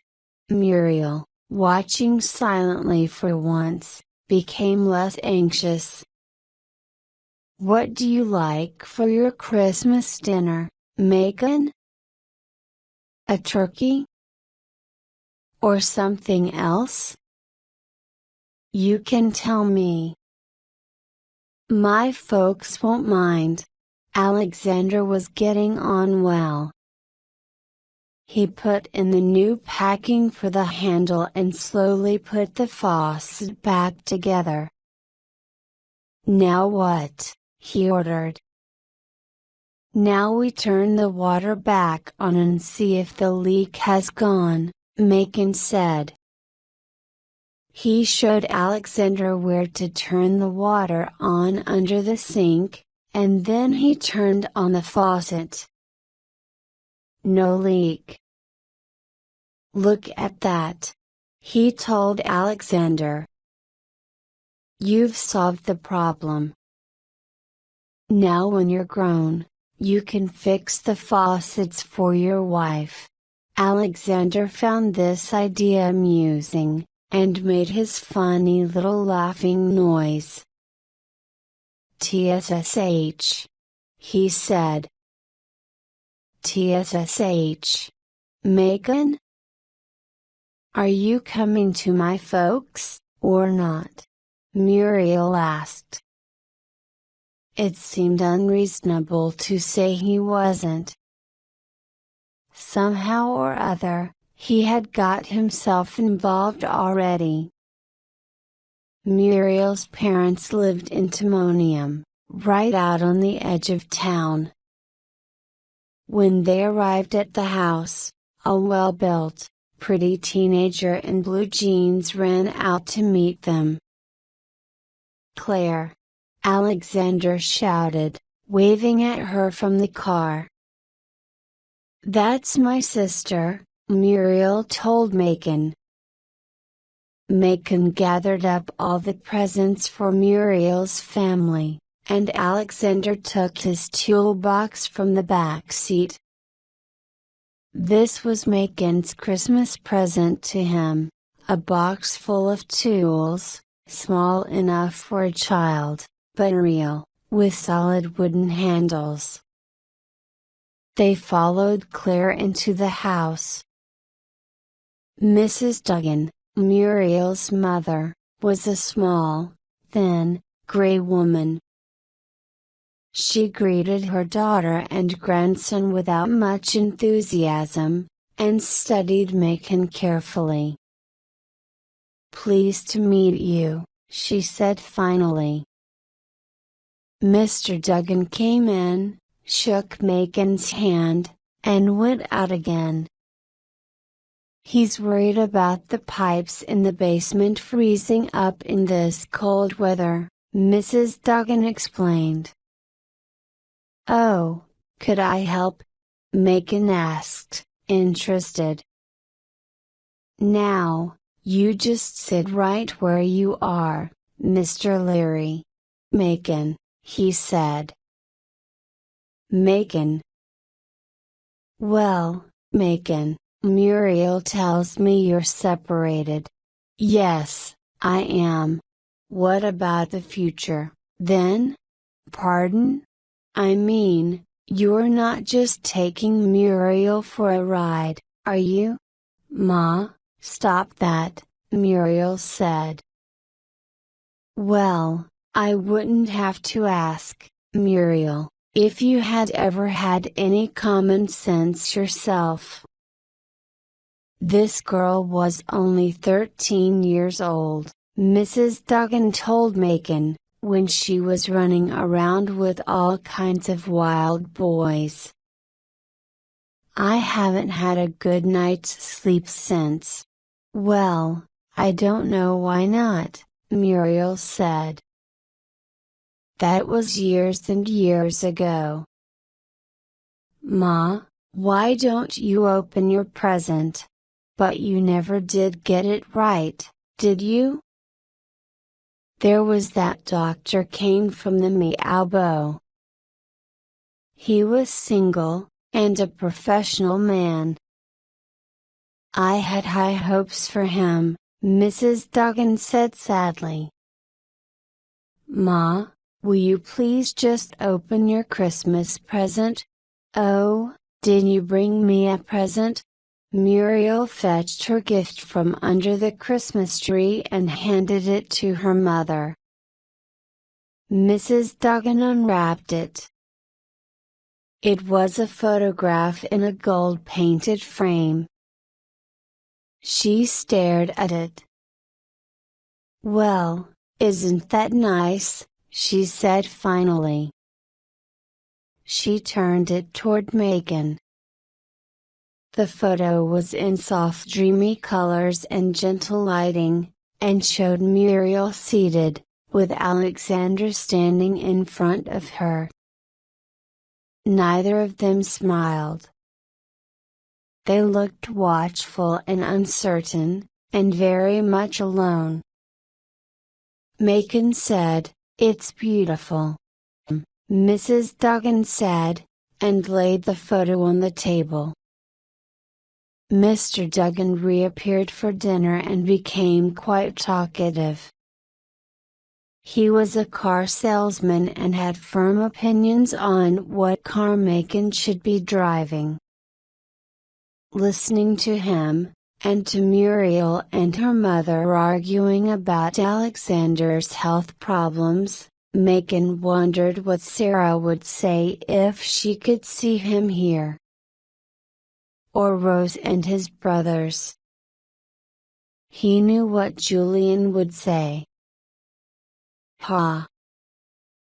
Accidental tourist antimonium. Back home that evening, they sat in the living room.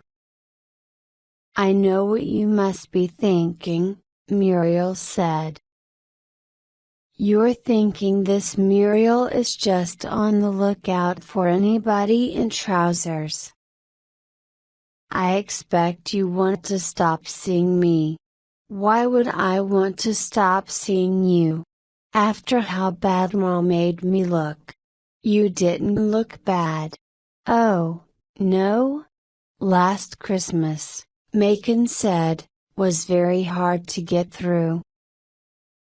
It was the first one without teeth and we didn't know what to do, and we got it all wrong. It was a terrible Christmas. He smoothed Muriel's hair off her forehead. This one was better, he said. Chapter 8. Megan began to spend all his time at Muriel's house, to pay his share toward her rent and her groceries. He kept his shaving things in her bathroom and hung his clothes in her closet. He fetched his typewriter and worked at the kitchen table so that he could be around when Alexander was home alone. The final thing was Edward. Megan returned from a business trip, and Rose told him, Edward spends all his time in the hall, staring at the door, waiting for you to come back. That did it. He brought Edward back with him when he returned to Singleton Street. There were worries that the dog hair would be bad for Alexander's allergies, but in the end, it didn't seem to make any difference. Edward was wildly happy. He rushed madly all over the house, enthusiastically licked Muriel's hands, and developed an immediate interest in Alexander, inviting him to throw balls and lying next to him on the couch when Alexander watched TV. In the mornings, Megan started fixing breakfast for Alexander, eggs and hot milk. Alexander then walked to school with Buddy and Sissy Betts, two tough-looking older children from across the street. Muriel left for one or other of her jobs, depending on what day it was. The days took on a regular pattern.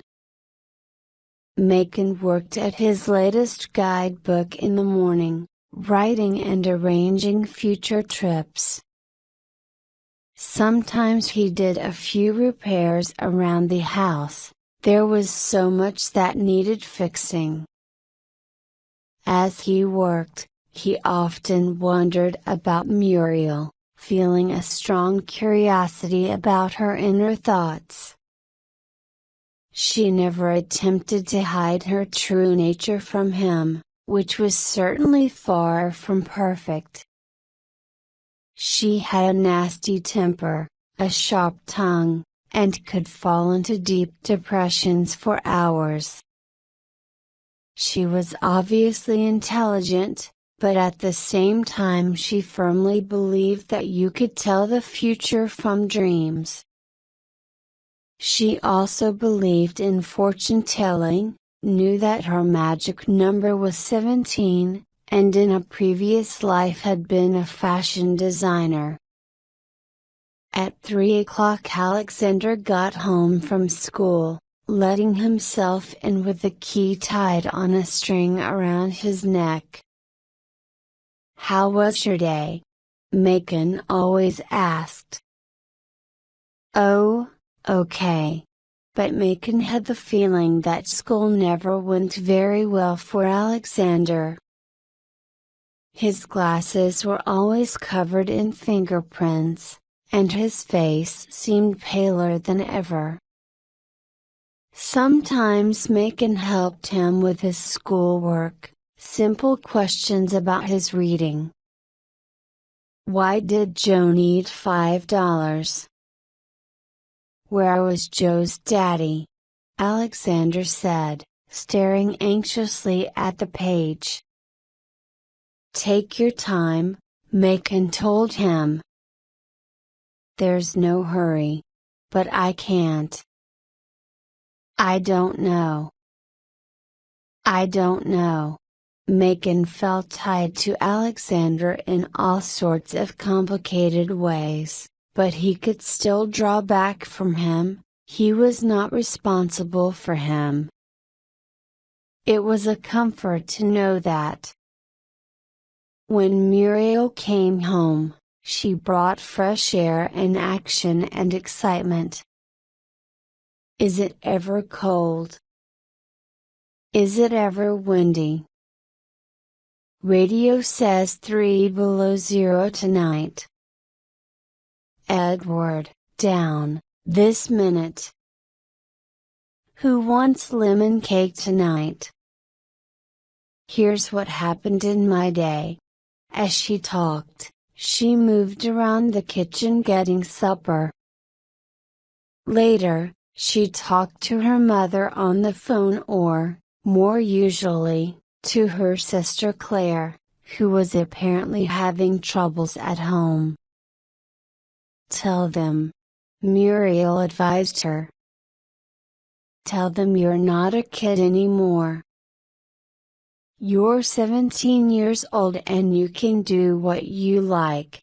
Her girlfriend might drop by after supper, a fat young woman named Bernice who worked for the gas company. Or neighbors might knock on the kitchen door. Muriel, Saturday I got to go to the hospital, any chance of you giving me a lift? Muriel was unusual on this street in having a car, which was only possible through a complicated arrangement with a boy down the street, who was a good mechanic. The agreement was that Dominic did all the repairs on the car, and Muriel let him have the use of it 3 nights a week and all day Sunday. Macon felt at peace on Singleton Street.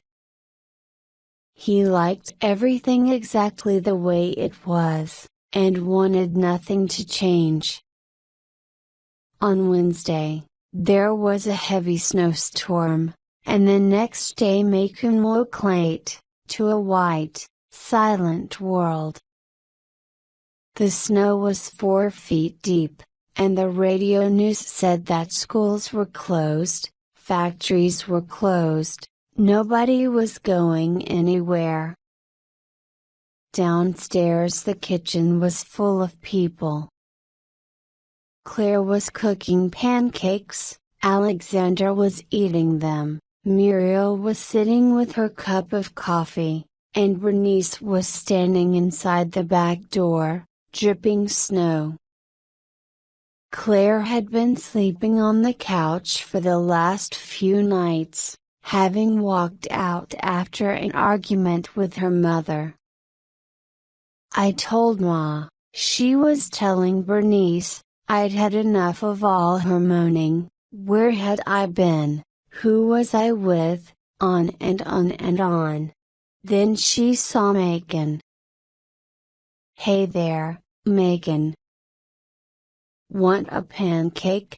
Just a glass of milk, thanks." "No newspaper this morning," Alexander told Macon.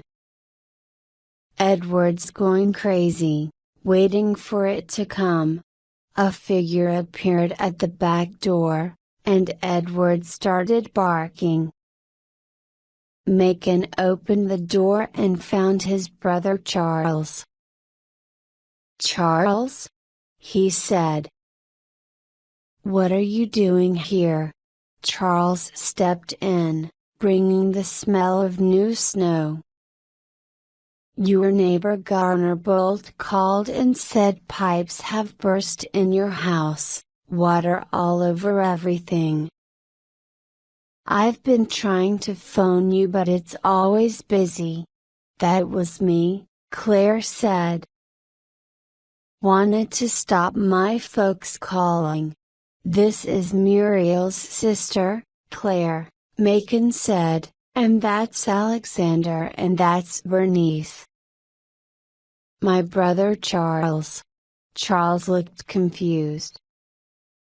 He refused one of Claire's pancakes but accepted a glass of milk from Muriel, and when Macon had fetched his coat, seemed glad to make his escape. They drove carefully through the snowy streets to Macon's house. The living room was a disaster area, bits of ceiling had fallen down, and all over the room, it was raining, water running down the walls, through the curtains, pools lying on the floor. Charles was shocked. "What are you going to do?" he said. "Turn off the water in the basement," Macon said. "Find my boots, and go." The ruin of his living room did not upset him. It belonged to another life, a different person. It was the past. When they were back in the car, Charles turned to Macon with a serious expression. "I think it's time we had a talk," he said. "What about? Is Muriel person?" "Everybody says that. Is that what you call her, this Muriel person? No one else will tell you." "They say it's none of their business," Charles said. "But I can't just stand by and watch." "Macon, well, she's not your type of woman. You don't even know her. I know her type.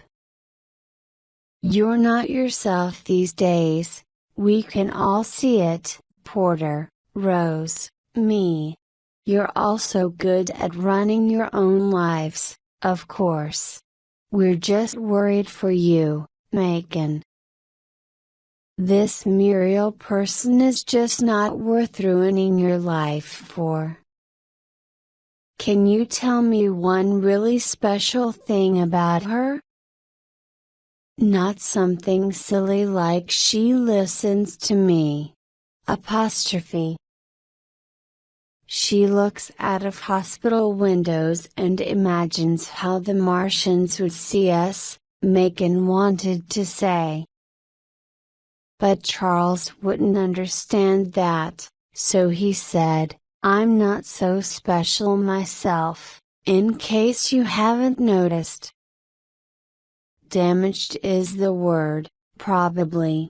That's not true. She's lucky to have caught you. She'd be lucky to find anyone, in fact.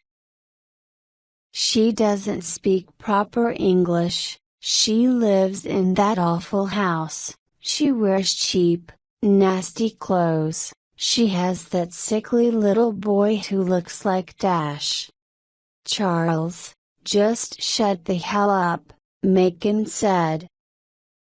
When they got close to Singleton Street, Macon said goodbye to Charles, left the car and walked home. Freedom. Sunlight shining on white snow, children throwing snowballs, boys clearing steps and paths. And then Muriel's house, with its small room smelling of pancakes, its crowd of women in the kitchen. They were drinking hot chocolate now. Bernice was combing out Claire's hair. Alexander was painting a picture. Muriel kissed Macon hello. Ooh. Your face is so cold. Come in and get warm. Have some hot chocolate. I'm sorry I'm so fat, the man said. He was sitting next to Macon in the airplane. Really, I ought to buy tickets for 2 seats and not spread all over other passengers, but I'm not a wealthy man. It's okay, Macon said. It's not a problem. And I travel for a living, too, the man said. Computers. I'm in an airplane seat 6 days out of 7 sometimes. He held out his hand to Macon. Name's Lucas Loomis. Macon Larry, Macon said. What do you do, Mr. Leary? I write guidebooks for businessmen. People like you, I guess. Accidental tourist, Mr. Loomis said immediately. Why, yes. Really? Am I right? Well, what do you know, Mr. Loomis said. Look at this, he pointed to his suit. Gray suit, suitable for all occasions. I take your books on all my trips. The advice is always great. Sometimes I feel I haven't even left home. Well, good, Macon said. He was on a flight back to Baltimore from San Francisco, a city new to him, which he had found rather beautiful. He mentioned this to Mr. Loomis. I was born and raised in Baltimore, myself, Mr. Loomis said. Wouldn't live anywhere else for the world. No, of course not, Macon said. I just meant Dash couldn't pay me to leave it. No, me either. You a Baltimore man? Yes, certainly. No place like it. Certainly isn't, Macon said. but a picture came into his mind of San Francisco floating on mist, viewed from a street so high and steep that you could hang your head over and hear the wind blow. When he got back to Baltimore, spring was in the air and the trees were touched with green. Outside the house, Dominic was working on Muriel's car, watched by the Butler twins. Macon stopped to talk to them, then went into the house. He walked through the untidy rooms and thought, not for the first time, that the world was sharply divided down the middle. Some lived careful lives and some lived careless lives, and everything that happened could be explained by the difference between them. He decided to take Edward out for a walk, and as he was returning, he saw Alexander ahead of him, on his way home from school. "Wait!" he was crying out. "Wait for me!" The Ebbets children, some distance away, turned and called something back. Macon couldn't hear the words, but the voices were high and cruel. Alexander started running, clumsy in his heavy shoes. Behind him a group of older children also started calling out and laughing. Alexander turned and looked at them. His face was somehow smaller than usual. "Go," Macon told Edward, and he dropped the leash. Edward flew down the street.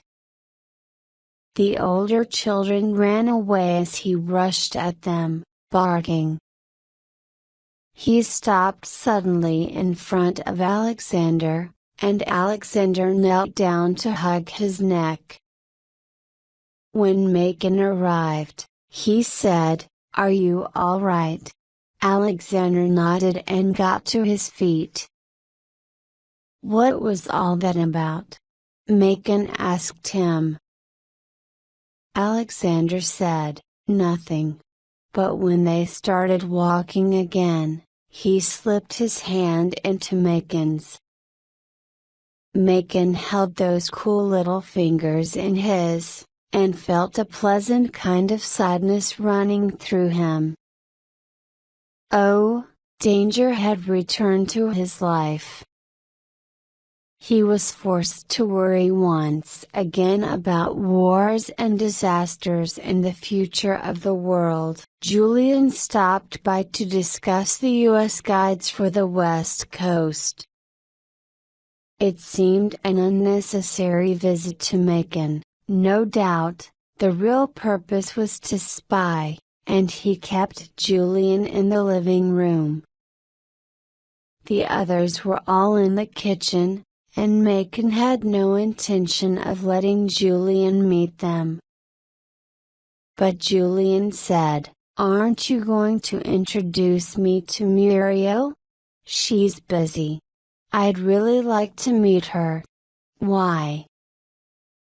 Hasn't Rose given you a full report? Are you all right?" Macon said.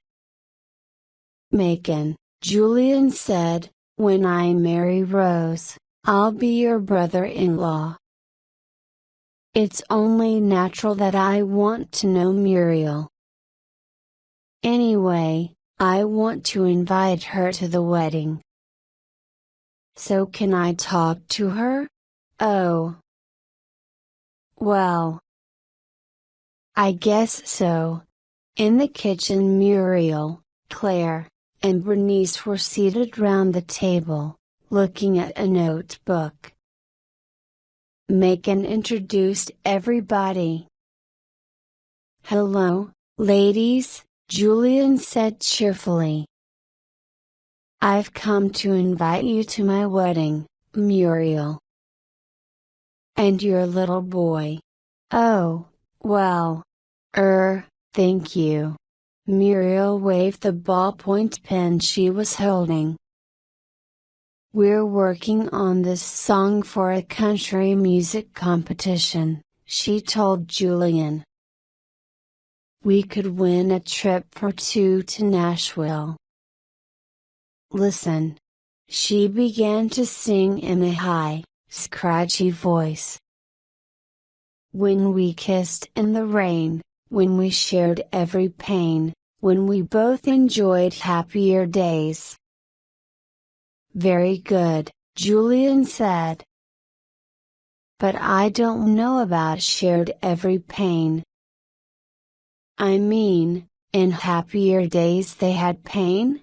"He's right," Bernice told Muriel.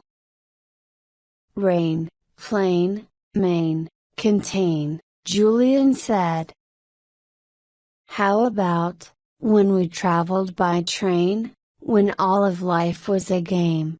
"I'm sure you've got other things to do, Julian," Macon said. "When I hadn't met Jane, when she didn't know Wayne." "Wait," Bernice said, writing it down as fast as she could. "I'll see you to the door," Macon said to Julian. "When her face was so plain, when our love had no stain," Julian said, following Macon out to the hall. "Don't forget the wedding," he called back to Muriel. To Macon he said, "I'm taking Rose to Hawaii." "Do you think she'll like it?" "I know nothing at all about Hawaii," Macon said. At the front door Julian stopped. "She may be exactly what you need, this Muriel person," he said. "She's not so bad." "I don't think your family understands how you're feeling." "No, they don't." "They really don't," Macon said. He was surprised it was Julian, of all people, who saw that. Julian's final words were, "When we drank wine from Spain," and Macon shut the door firmly behind him. Chapter 9. On the day of the wedding, Macon woke to the sound of rain falling on the roof. The ceremony was going to take place in the Lurie's garden and Macon's first thought was poor Rose. He went downstairs and phoned her. "Are you moving the wedding indoors?" he asked her. "No, we've got too many guests." "Never mind, it will clear. But the grass is all wet." "Wear hoots," she told him, and hung up. Since she'd met Julian she'd grown so light-hearted, Macon thought. So carefree. Not a serious person anymore. She was right about the weather, though. By afternoon, there was sunshine. Muriel wore a pretty, summery dress. She wanted Alexander to put on a suit, but both he and Macon protested. "Jeans and a good white shirt will be fine," Macon told her. "Well, if you're sure." Lately, she had been following his advice about Alexander. He was now allowed to wear blue jeans and t-shirts like other boys. He ate all kinds of food and rarely seemed to suffer from any of his former allergies. His face was not so thin and pale, and his hair, which Macon cut for him, was growing thicker. The first person they saw when they arrived was Macon's mother, come to see her daughter married. For some reason this took Macon by surprise, and for a moment he wondered who Alicia was. "Macon, dear," she said. She had not changed much, Macon thought, except her hair was now a deeper, richer red. They went through to the backyard, where there were spring mowers set everywhere in buckets, and a huge crowd of people. It seemed that everybody Macon had ever known was there. "If you have back pain," Charles was telling the family doctor, "I'm told it's best to sleep on the floor." Porter's ex-wife June was talking to Muriel about having babies. Julian was asking Alicia about her travels in South America. A neighbor was telling the mailman that Larry Metals was the oldest family business in Baltimore. And Sarah was talking to Macon about the weather. He said something about the rain, something or other, while he watched her shiny curls and her round, sweet face. "How have you been, Macon?" she asked him. "I've been all right. Are you pleased about the wedding?" "Well," he said, "I am frozen, I guess." In the sunlight her eyes were so clear it seemed you could see to the backs of them. "How have you been?" he said. "I've been fine. Well. Good. I know that you're living with someone," she said quietly. She looked past him at Muriel and Alexander. "Rose told me," he said. "How about you?" "Me? Are you living with anyone?" "Not really." Then they were called for the ceremony and Macon went to his position. Sarah stood opposite him, looking into his face. It all felt so natural. Muriel said, "I never told you this, but a while before I met you, I nearly married somebody else. He was divorced and really miserable, but over the months I helped him get through it. We started talking about getting married. Then he met this girl and went off and married her within a week." "I see," Macon said. "You wouldn't do anything like that, would you, Macon?" "Oh, Muriel, of course not," he told her. "Would you leave me and go home to your wife? What are you talking about? Would you? Don't be silly." She put her head on one side and looked at him, with her bright, knowing eyes. A few days later, they were out shopping, in one of Muriel's favorite thrift shops. She bought all kinds of things from thrift shops and most of her clothes and shoes. Macon had even begun to like thrift shops himself, as among all the plastic rubbish he sometimes found interesting old tools. "Look," Muriel said. She was holding an old brown suitcase. "Should I get this?" "What for?" "You don't need it. I know where you're going next," she said. "After Canada, I mean." "Julian said it was time for you to go to France again. I wanted to ask if I could come with you. You know I can't afford to take you. But just this once. It wouldn't cost much." Eve always wanted to go to France. Macon looked through the window at Edward outside the shop. "Muriel, I think Edward's getting restless now," he said. Muriel replaced the suitcase and they left the shop. But France did not go away. Over the next few days Muriel sent him a letter put together from magazine print.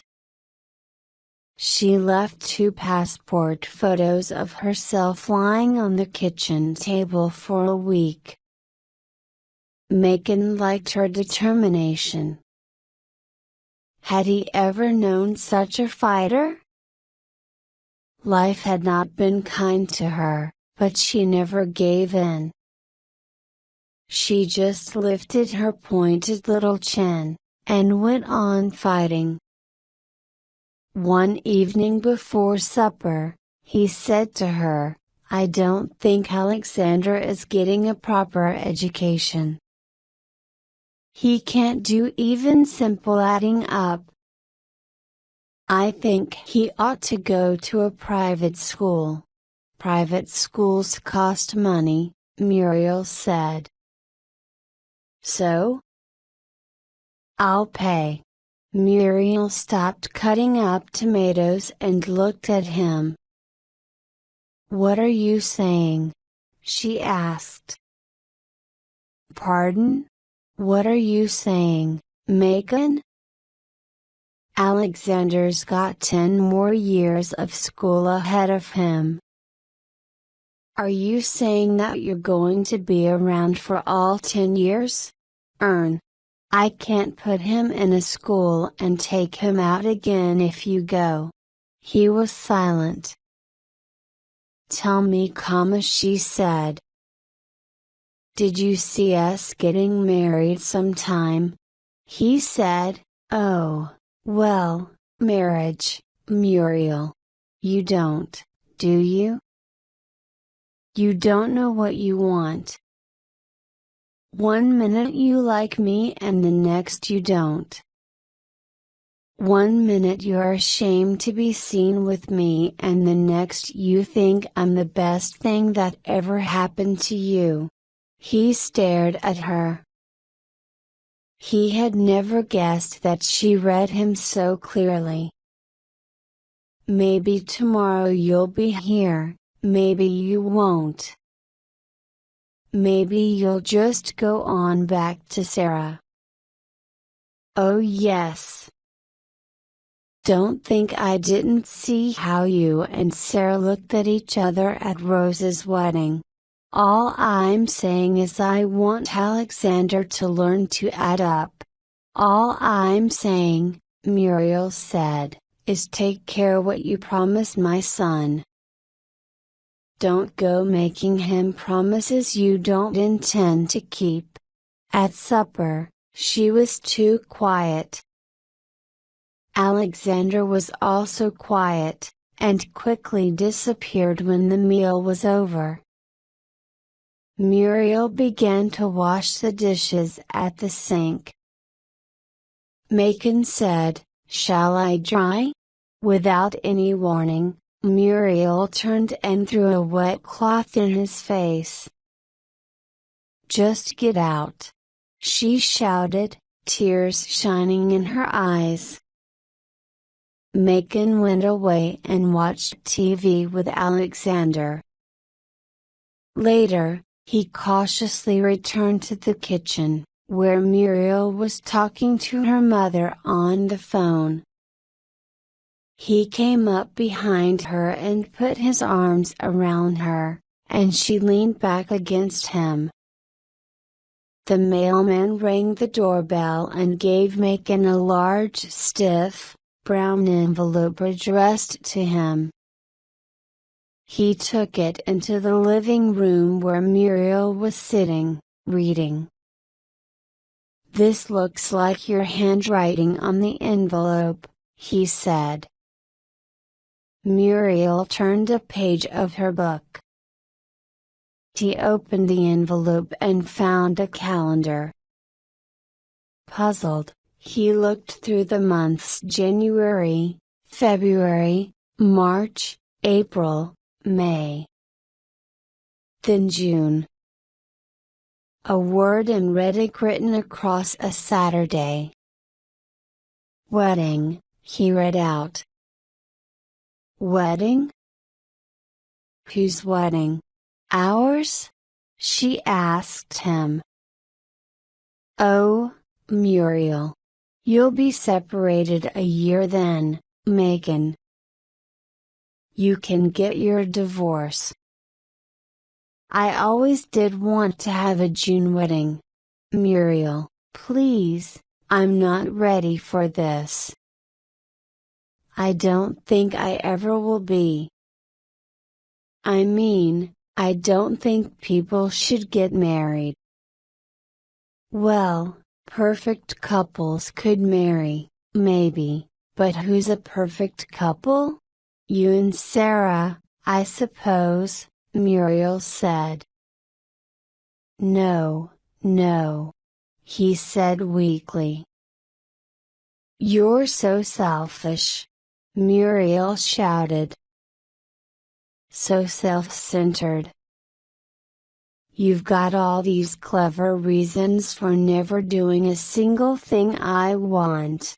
Then she threw down her hook and ran upstairs.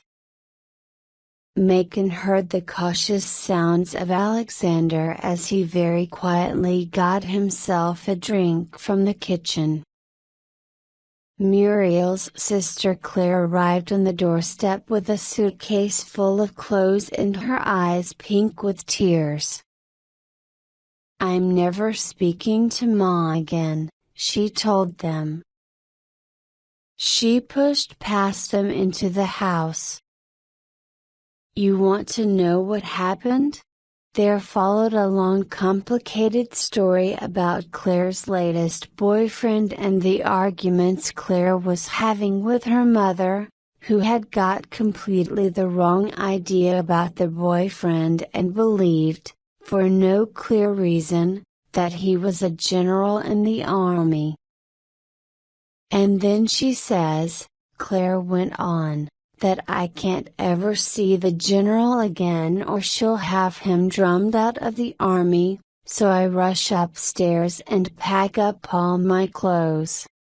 Megan, listening to this story while Edward sighed at his feet, suddenly saw how rich and full and interesting his life was. He would have liked to tell someone about it. But the person he would have liked to tell was Sarah. A few days before Megan's trip to Canada, Rose and Julian, now back from Hawaii, gave a family supper in their new apartment. Megan and Muriel were invited, and arrived at exactly the same time as Charles and Porter. Muriel wore a quiet gray dress, and her hair was tied back in a neat, tidy way.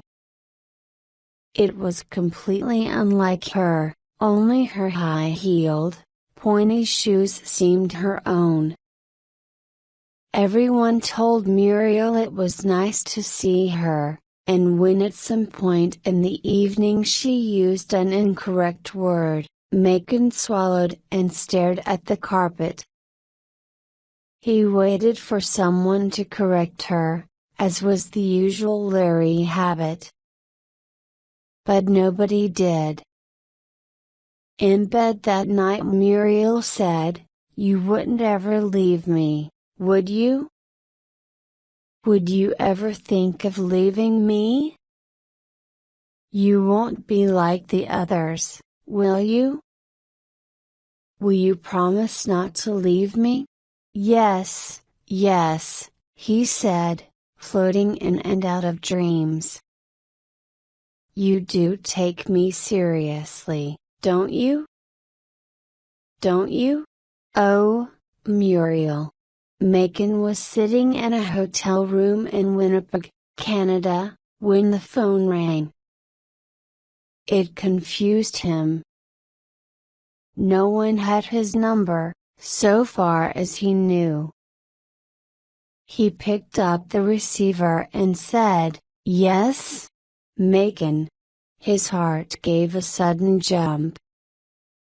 "Sarah? Julian thought you'd be staying in this hotel, and I just wanted to ask you. Would it be alright with you if I moved back into our house? Just for a little while," she said quickly. "I have to leave my apartment and I can't find a new one. But the house got flooded, and the ceiling came down." "Yes, I know. Your brothers told me." "My brothers? They wouldn't answer their phone, so I went to ask them where you were, and Rose said the house was dash. You went to Rose's place, too?" "No, Rose was at your brother's house. She's living there for a while." "I see," he said. Then he said, "She's what?" "Well, Porter's children are staying there because of some problem with Porter's ex-wife June." And when Rose heard that, she told Porter she was coming home. Sarah had begun to sound like her old self, Macon thought. There was a friendly, smiley sound to her voice. He leaned back against the pillows on his bed. "But does Rose think Porter can't open a tin of soup for his children?" he said. "She says Porter and Charles aren't eating right themselves. And there's a crack in the house wall she wants to get fixed." "What kind of crack?" Macon asked. "Some little crack in the stone, I don't know. Water gets in, apparently. And Rose says Porter and Charles were planning to fix it, but they couldn't agree on the best way to do it." Macon kicked his shoes off and put his feet up on the bed. "So is Julian living alone now, or what?" "Yes, but Rose brings him hot dinners," Sarah said. Then she said, "So, is it all right about my using the house, Macon?" "Oh, it's fine by me, but there's an awful lot of damage. I can get all that done, it's not a problem." There was a pause. "Actually, the papers came through from the lawyer," she said. "The final arrangements. You know. Things I have to sign." "Yes. It was kind of a shock. I mean, of course I knew they were coming, it's been nearly a year. But when I saw them, they seemed so cold, unfeeling. I wasn't expecting that." Macon had a sense of some danger rushing toward him, something he could not manage. He said, "Ah. Yes. Certainly. Very natural. So anyway, good luck with the house, Sarah." He hung up quickly. On the flight to Edmonton, he sat next to an old woman who was scared of flying. She was so desperate with fear that Macon had to laugh and joke with her, and make encouraging remarks all the time. He could not remember ever having been so bright and cheerful on a flight. In Edmonton, Sarah phoned him to tell him that there was only one burst pipe and it was going to be quite easy to fix. She had begun the cleaning up, she said, but was curious to know why some of the sheets were sewn in half. in Vancouver, she phoned again. Well, Eve moved back into the house, she said. Mostly I just stay upstairs. The cat and I went and picked the cat up at Rose's. I needed company. You wouldn't believe how lonely it is. Yes, he would believe it, he could have said. But didn't. So here, they were in their same old positions. He wasn't surprised when she said, Megan? Do you? What's her name? Muriel. Do you plan on staying with Muriel forever? I really couldn't say, he said. How strange the name Muriel sounded, suddenly. After he landed in Baltimore, he went to his car and drove to the city. It was late evening, with a clear, pale sky. He came to Singleton Street and put his signal on but didn't turn. After a while, the signal turned itself off on its own. He rode on through the city, into his old neighborhood. He parked and sat looking at the house. There was a soft light in the upstairs windows. It seemed he had come home.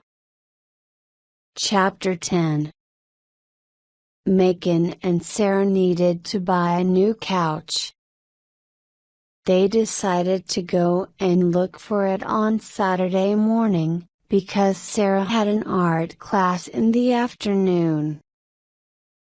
Before they left, Megan took the dog out for a quick walk. Neighbors were out cutting their grass and tidying their flower beds. He wondered how many of those neat gardens were hiding lives as confused and untidy as his own. Going down to Muriel's, for example, once he decided to move back home. He'd had to get his dog, collect his clothes, pack up his typewriter, while Muriel had watched him with sad, accusing eyes. Megan? Are you really doing this? She had said. Do you mean to tell me you can just use a person up and then move on? You think I'm some kind of bottle of something you don't have any further need for? Is that how you see me? There were things that he'd forgotten, clothes that had been in the wash, his favorite dictionary. More untidiness. But of course, he couldn't go back for them. By the time he and Edward returned, Sarah was waiting in the front yard. She looked very pretty in her yellow summer dress.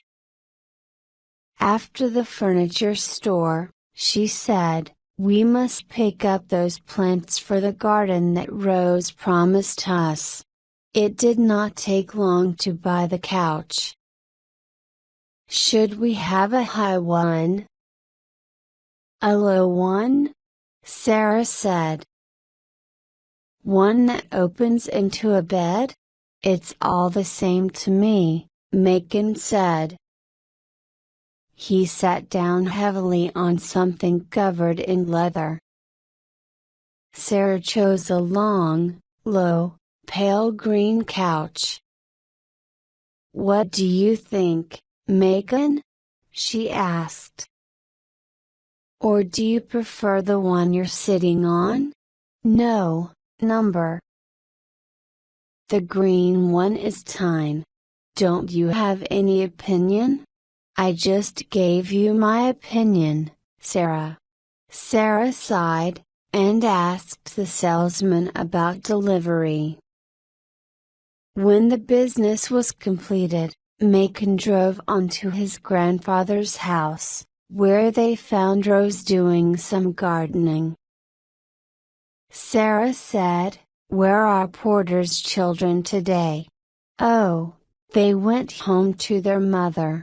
Sarah said, "But you haven't moved back with Julian yet?" "Well, not yet," Rose said. "Why? What's keeping you?" Sarah said. "Oh, Sarah, you wouldn't believe what the boys were like when I came back," Rose said. "They were living in their nightclothes so as not to have too much laundry. They were having tin soup every night for their supper. But what about your apartment, Rose? What about Julian?" "Oh, you know, I kept losing that apartment somehow," Rose said absently.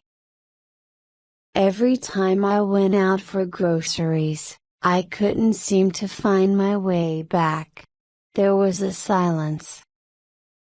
Finally, Macon said, "Well, if you could get us those plants, Rose." They had lunch at the Old Bay restaurant, Sarah's choice.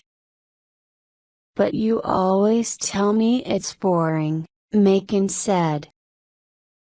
"There are worse things than boring, I've decided," Sarah said. "You know what I missed most when we were separated? The little things. Going to Eddie's for coffee on Saturdays. Waiting forever while you decided whether to buy a new screwdriver."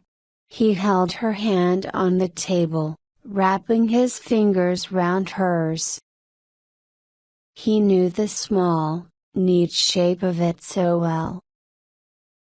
"For a while I was seeing another man, you know," she said. "Well, fine, whatever," he told her. "But it didn't work out," Sarah said. "After a certain age I think people just don't have a choice. You're who I'm with. It's too late for me to change. I've used up too much of my life now." In his mind, Macon could hear Muriel asking, "You mean to tell me you can just use a person up and then move on?" "You're who I'm with." "It's too late for me change," Sarah said. "It seemed so," was the answer. Even if he had stayed with Muriel, he would then have left Sarah behind. After a certain age, he told Sarah, "It seems to me you can only choose what to lose." While Sarah was at her art class, Macon worked on his Canada book, but his mind wasn't on the job. He stared out of the open window at a bush, where a bee was buzzing from flower to flower. Was it time for the bees already? Did Muriel know? Would she remember what a single bee could do to Alexander? She was so careless, so unthinking. How could he have lived with someone like that? Her untidy habits, her misuse of words. There was no way she would remember about the bees. He reached for the phone on his desk and dialed. "Muriel?" "What?" she said flatly. "This is Macon." "Yes, I know." He paused. He said, "It's bee season, Muriel. I mean summer comes along so quickly, and I was just wondering if you'd thought about Alexander's injection. Don't you believe I can manage that myself? She shouted. Oh. Well. You think I'm that stupid I can't remember even the simplest thing? So useless I can't even take care of my own son? Well, I wasn't sure, you see, that a fine one you are. You desert that child without a goodbye and then you call me up to tell me I'm not a good mother. No, wait, Muriel-Dominic is dead, she said. What? Dominic? The boy who fixes your car? Not that you would care. It was his night to take my car and coming home, he crashed into a guardrail. Died at once. Oh, my God. Macon rested his head in his hand. I have to go now and sit with his mother, Muriel said. Is there something I can do? Stay with Alexander, maybe? Alexander's got people of our own to stay with him, she said. The doorbell rang, and Edward started barking. Well, I'll say goodbye now, Muriel said. Sounds like you have company. I'll let you get back to your life. She hung up. It was the men delivering the new couch. Macon showed them where to put it, and after they had gone, he sat down on it, still wrapped in its plastic covering. He rubbed his hands on his knees. Edward barked in the kitchen. Macon went on sitting. When Ethan died, Macon had to go and look at the body. Sarah had waited outside. But later, and in the weeks that followed, she had demanded to know what he had seen, what he had felt, if in fact it had been Ethan at all lying there.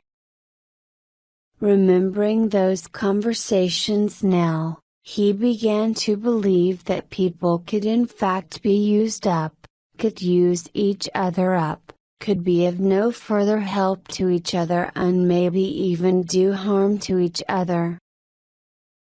Maybe, he thought, who you are when you're with somebody matters more than whether you love her. God knows how long he sat there. Edward had been barking in the kitchen all this time, but now he began to bark even more loudly. Somebody must have knocked. Macon rose and went to the front door, where he found Julian. Oh. It's you, Macon said. Thought I'd bring you the information for Paris, Julian said. Macon led the way to the living room. Just a few details to get right on the Canada guide, he said, and then. Julian didn't seem to be listening. He sat down on the plastic-covered couch, and put his papers on the floor. Do you think Rose is not coming back? Macon hadn't expected him to be so direct. Oh, well, you know how it is, he said. She's worried about the boys. They're living on tin soup or something all the time. Those are not boys, Macon. They're men in their 40s. Macon rubbed his chin. I'm afraid she's left me, Julian said. Oh, Now, you can't be sure of that. I care about that sister of yours more than anything in the world, Julian said. And our marriage was working out fine.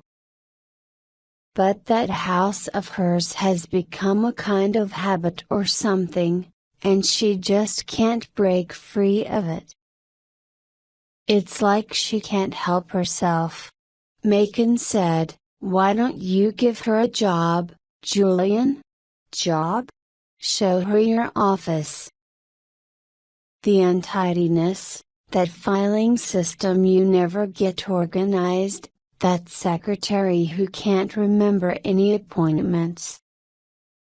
Don't you think Rose could put all that right? Well, sure, but call her up and tell her your business is going to pieces. Ask if she could just come in and get things organized, get things under control. Use those words. Get things under, tell her. Then sit back and wait. Julian thought that over. "You're right," he said. "You're absolutely right." Sarah came home at 5:30. She found Macon standing in the kitchen with a cup of coffee. They went to inspect the new couch together, and practiced pulling it out to turn it into a bed. It made Macon think of Muriel's house, reminding him of all the times Muriel's sister had slept over on the couch in the living room.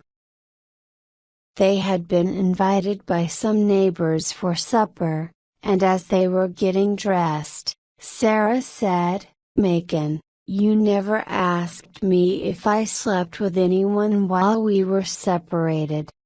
Macon paused, halfway into his shirt. "Don't you want to know?" she asked him. "No." He put on the shirt and buttoned it up. "The trouble with you is, Macon dash it was shocking, the violent rush of anger he felt. "Sarah, don't even start. By God, that kind of thing is just what's wrong with being married. The trouble with you is, and I know you better than you know yourself, the trouble with you is," she continued, "you think people should stay in their own closed boxes. You don't believe in opening up, in sharing feelings, give and take." "I certainly don't," Macon said, putting on his tie. "You know what you remind me of? That telegram Harpo Marx sent his brothers, no message." "Harpo?" Macon laughed. Sarah said, "You would think it was funny. Well, isn't it? It isn't at all. It's sad. Getting a telegram like that would make me wild with anger." After the supper, he and Sarah walked home. The teenagers who had to be home by 11 o'clock were just returning, jumping out of cars shouting, "See you." "Thanks. Call me tomorrow." Later in bed, with Sarah breathing softly beside him, Macon heard the older kids coming home for 12 o'clock, and after that, there would be the 1 o'clock group, laughter and car doors shutting and porch lights going out all along the street. In the end, he would be the only one left awake. Chapter 11. The plane to New York was a little bird of a thing, but the plane to Paris was huge, more like a building. Inside, Great crowds were taking off their coats, pushing bags under seats. Babies were crying, mothers were speaking sharply to children. Macon took his seat and was joined by an old couple speaking French. They nodded to Macon, but did not smile. He looked up at the passengers still coming in. A Japanese man carrying several cameras, a young girl in a sun hat. A woman in a white suit, with a little red case, her hair a dark tint, her face a thin triangle. Muriel. First, he had that warm feeling you get when you recognize a face among strangers. And then, he thought. When she passed him, she looked at him and he saw that she'd known he was there. Going to France, she told him. But you can't, he said. The French couple looked at him curiously. More passengers arrived behind Muriel, and she had to move on. Sarah would find out about this, Macon thought. Somehow, she would know. She had always said he had no feelings and this would prove it, that he could say goodbye so lovingly and then fly off to Paris with Muriel. Well, it was none of his doing and he wasn't going to take the blame. When the plane was in the air, he tried to study Julian's notes, but he could not concentrate. A few hours later, he got out his shaving things and went to the back of the plane. Unfortunately, there was a line of people and he had to wait. He felt someone arrive at his side. He looked and there was Muriel. He said, "Muriel, what are you doing? You can't afford the fare. And anyway, how did you know which flight I was on? I called your travel agent. I borrowed from Bernice and a bit from my sister. And I'm going to Paris. But why, Muriel? Why are you doing this?" She lifted her pointed little chin. "Because I felt like it." "You felt like spending 5 days alone in a Paris hotel? You need to have me around," she said. "You were falling to pieces before you had me." A door opened and a man came out of one of the toilets. Macon stepped inside and locked the door behind him. He wished he could disappear, or at least go back and undo all the untidy, unthinking things he'd been responsible for in his life. If she had read even one of his guidebooks, she'd have known not to travel in white. When he came out, she had gone. For the rest of the flight, he did not go near the back of the plane, and on arrival in Paris he hurried through the airport, and into a taxi to his hotel. It was one of those old Parisian hotels where mechanical things often went wrong. One of the 2 elevators was out of order and the phone in his room did not work. He unpacked, then went to the window and looked out over the rooftops. How would she manage alone in such an unknown city? He thought of how she was at home, knowing everything and everybody, wise and clever in the ways of her neighborhood.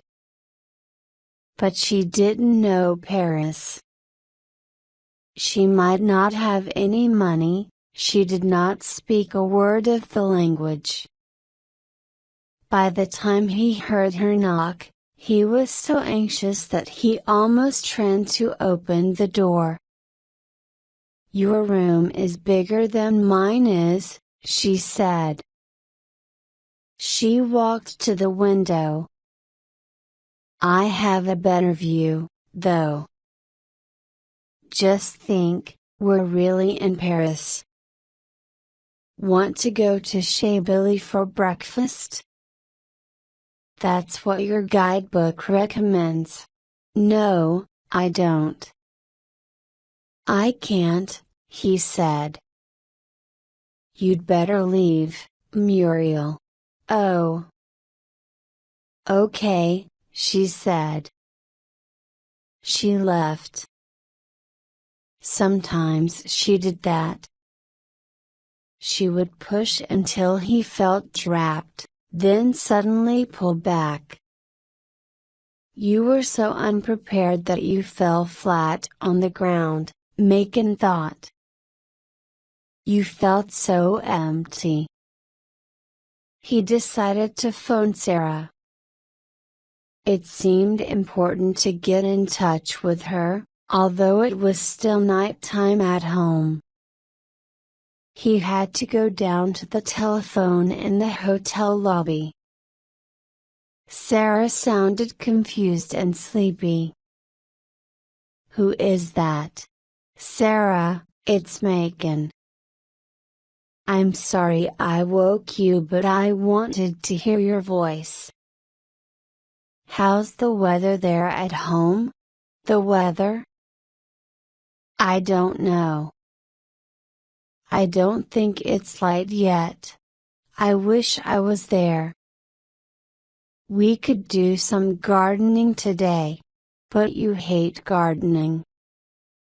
"Macon, are you all right?" Yes, he was fine, he told her. He'd had a good flight over, and yes, maybe he was a bit tired. Fried eggs, baked eggs, ham omelets, plain omelets. All day he walked blindly through the streets, writing notes in his guidebook. He did not go near Chez Billy. In the evening he returned to his hotel, leg muscles aching, and fell onto his bed. 2 minutes later he heard a knock.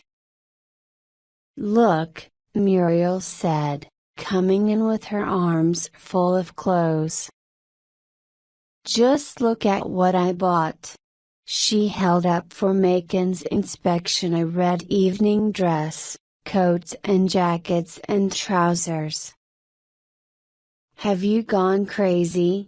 Macon asked. "What did all this cost?"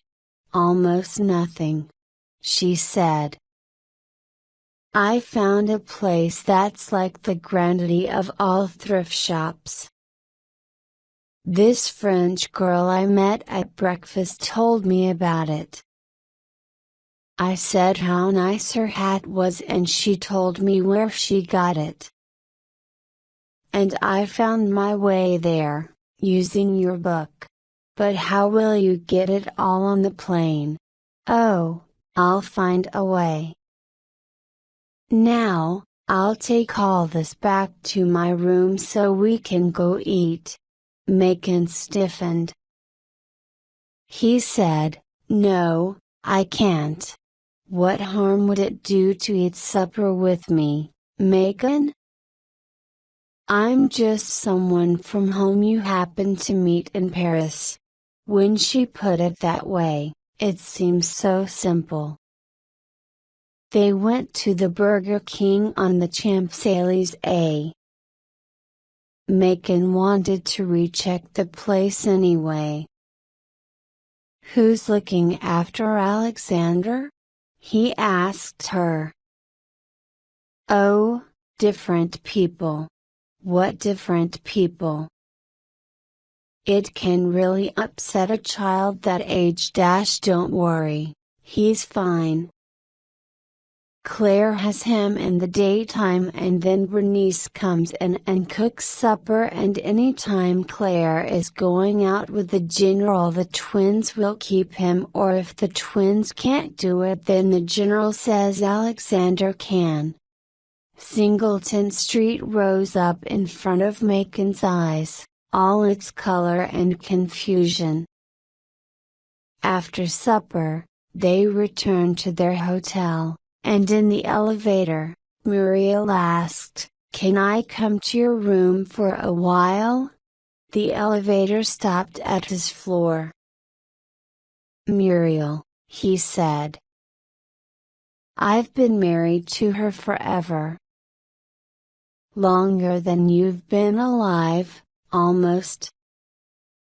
I can't change now. Don't you see?" She just stood in her corner of the elevator, looking young and sad and lonely. "Good night," he said. He got out, and the elevator door slid shut. Large hotels, small hotels, hotels with old dirty wallpaper, modern hotels with huge American beds.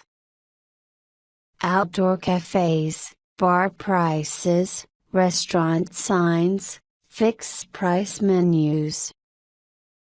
In the early evening, Macon headed wearily back to his own hotel.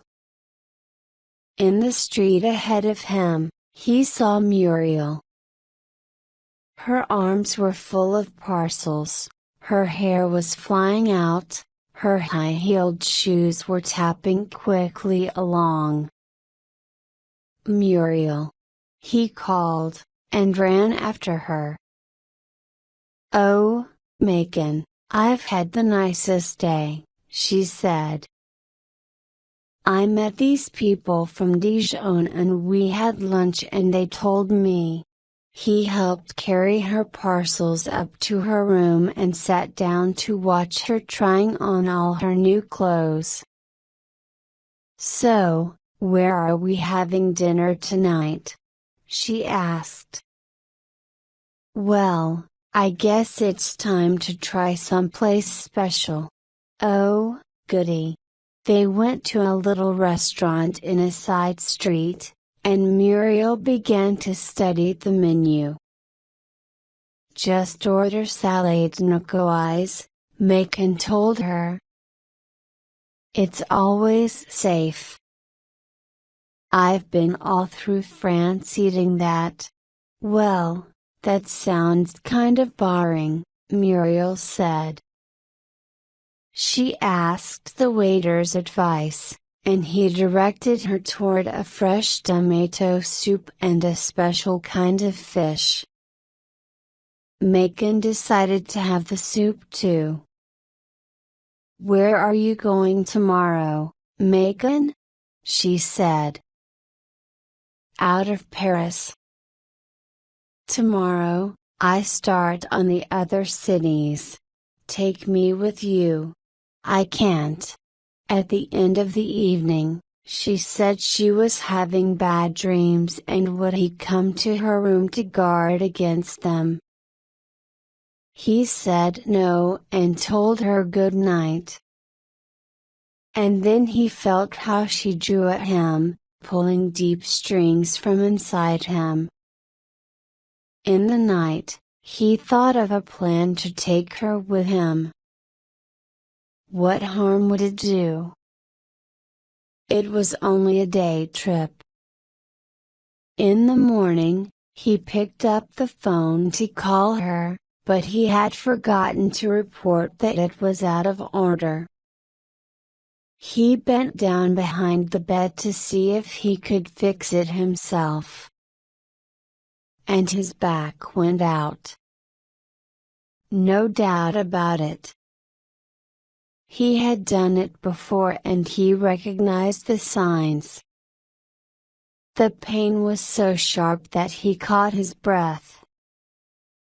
Very slowly and carefully, he lowered himself to the bed and lay there, wondering what to do next. He rearranged his travel plans in his mind. If he cancelled one trip, changed another. Yes, he could do it in 2 days, as long as his back was better by tomorrow. He heard a knock, and a voice. "Megan? You in there?" He did not answer. Somehow, the pain in his back had cleared his head, and he saw how dangerously close he had come to falling in with her again.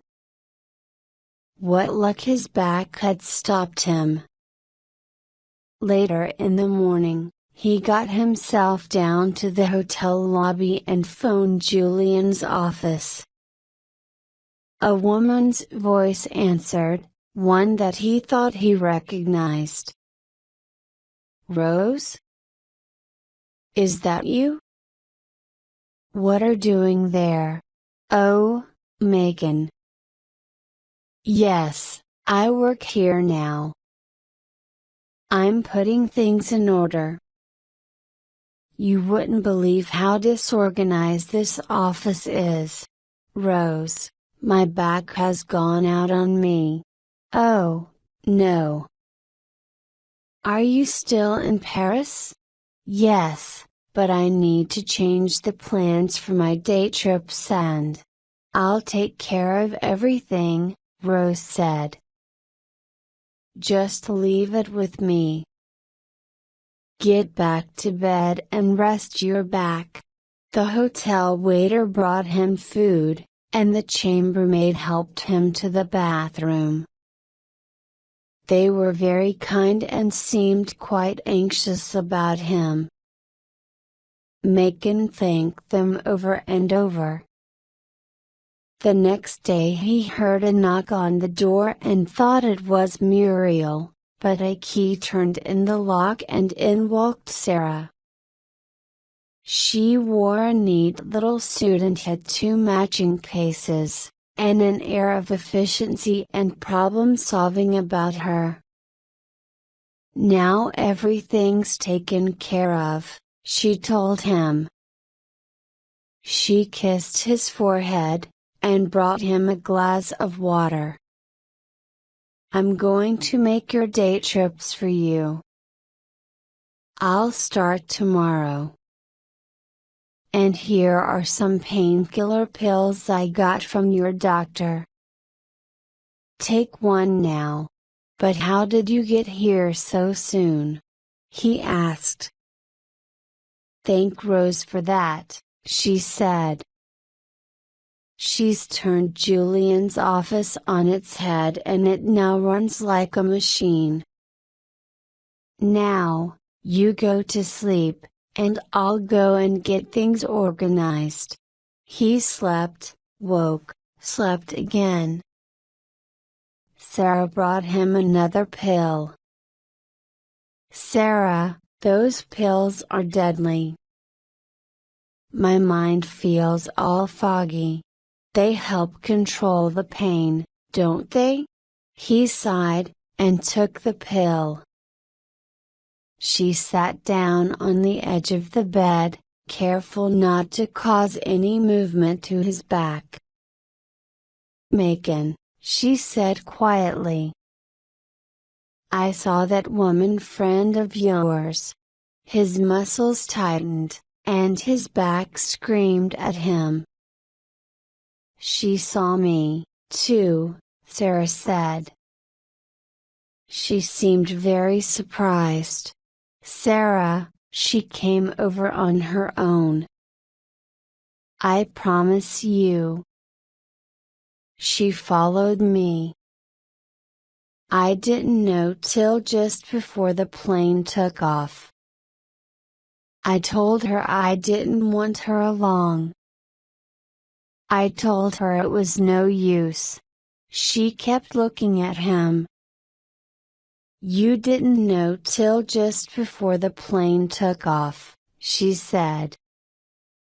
Yes, he said. It's true.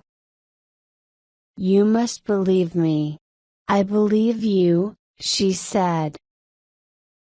He spent the afternoon in another heavy, drugged sleep, and in the evening woke to find Sarah had brought in a supper of cold meats and fruit. He sat up in bed, being careful of his back. This is very nice, Sarah, he said. I was thinking, Sarah said, that after I've done the day trips, if your back is better, we could have a little vacation. Take some time for ourselves, since we're here. Fine, he said. Great idea. He watched her put out their supper on flattened paper bags. Your plane ticket is for tomorrow morning, so we'll change that for a later date, she said. I left my ticket open-ended. Julian said I should. Did I tell you where Julian is living now? He's moved in with Rose and your brothers. He's what? I took Edward over to Rose's to stay while I was gone, and there was Julian. He sleeps in Rose's bedroom, he plays cards with them all every night after supper. Good God! Macon said. Have some of this cold meat. He accepted a slice, changing position as little as possible. As they ate, Sarah talked about their neighbors at home, about her art class, and how her teacher was pleased with her work. Good for you, Macon said. Sarah passed him a piece of fruit. Macon, she said. Just tell me this. Was her little boy the reason you stayed with her? No, it wasn't. Look, it's over. Can't we leave it now? I don't question you endlessly, do I? But I don't have someone following me to Paris, she said. And what if you did? It wouldn't be your fault. You saw her before the plane left the ground. You could have told her to get off, that you never wanted to see her again. You think I own the airline, Sarah? Macon said. You could have taken steps to stop her, Sarah said. If you'd really wanted to. And then she rose and cleared away their supper. Later, she gave him his next pill, but he hid it in his hand and did not take it. He lay with his eyes closed, listening to Sarah getting ready for bed. She fell asleep almost at once. How often had he taken steps in his life? Never. His marriage, his 2 jobs, his time with Muriel, his return to Sarah, all these had simply happened to him. He couldn't think of a single important act that he had done himself. Was it too late now to begin? Was there any way he could learn to do things differently? He opened his hand and let the pill fall among the bedclothes. He would not sleep now, but anything was better than that heavy, drugged feeling. In the morning, he got cautiously out of bed, and moving slowly and carefully out shaved and dressed. He packed his overnight bag. Then Sarah woke and sat up in bed. Megan? What are you doing? Sweetheart, I'm packing to leave, and to catch my plane. You're going back to that woman, she said. Yes, I am, he said. I thought about it most of last night. It's not the easy way out, believe me. She sat staring at him. She wore no expression. Megan? Are you just trying to get even with me for the time I left you? No, sweetheart. He closed his overnight bag. She got out of bed. I suppose you realize what your life is going to be like. You'll be one of those couples no one invites to parties. They'll say, "My God, whatever does he see in her?" And her friends will no doubt ask the same about you. That's probably true, Megan said. Yes, he thought, that's how such couples happen. They come together for reasons that the rest of the world would never guess. I'm sorry, Sarah. I didn't want to decide this, he said.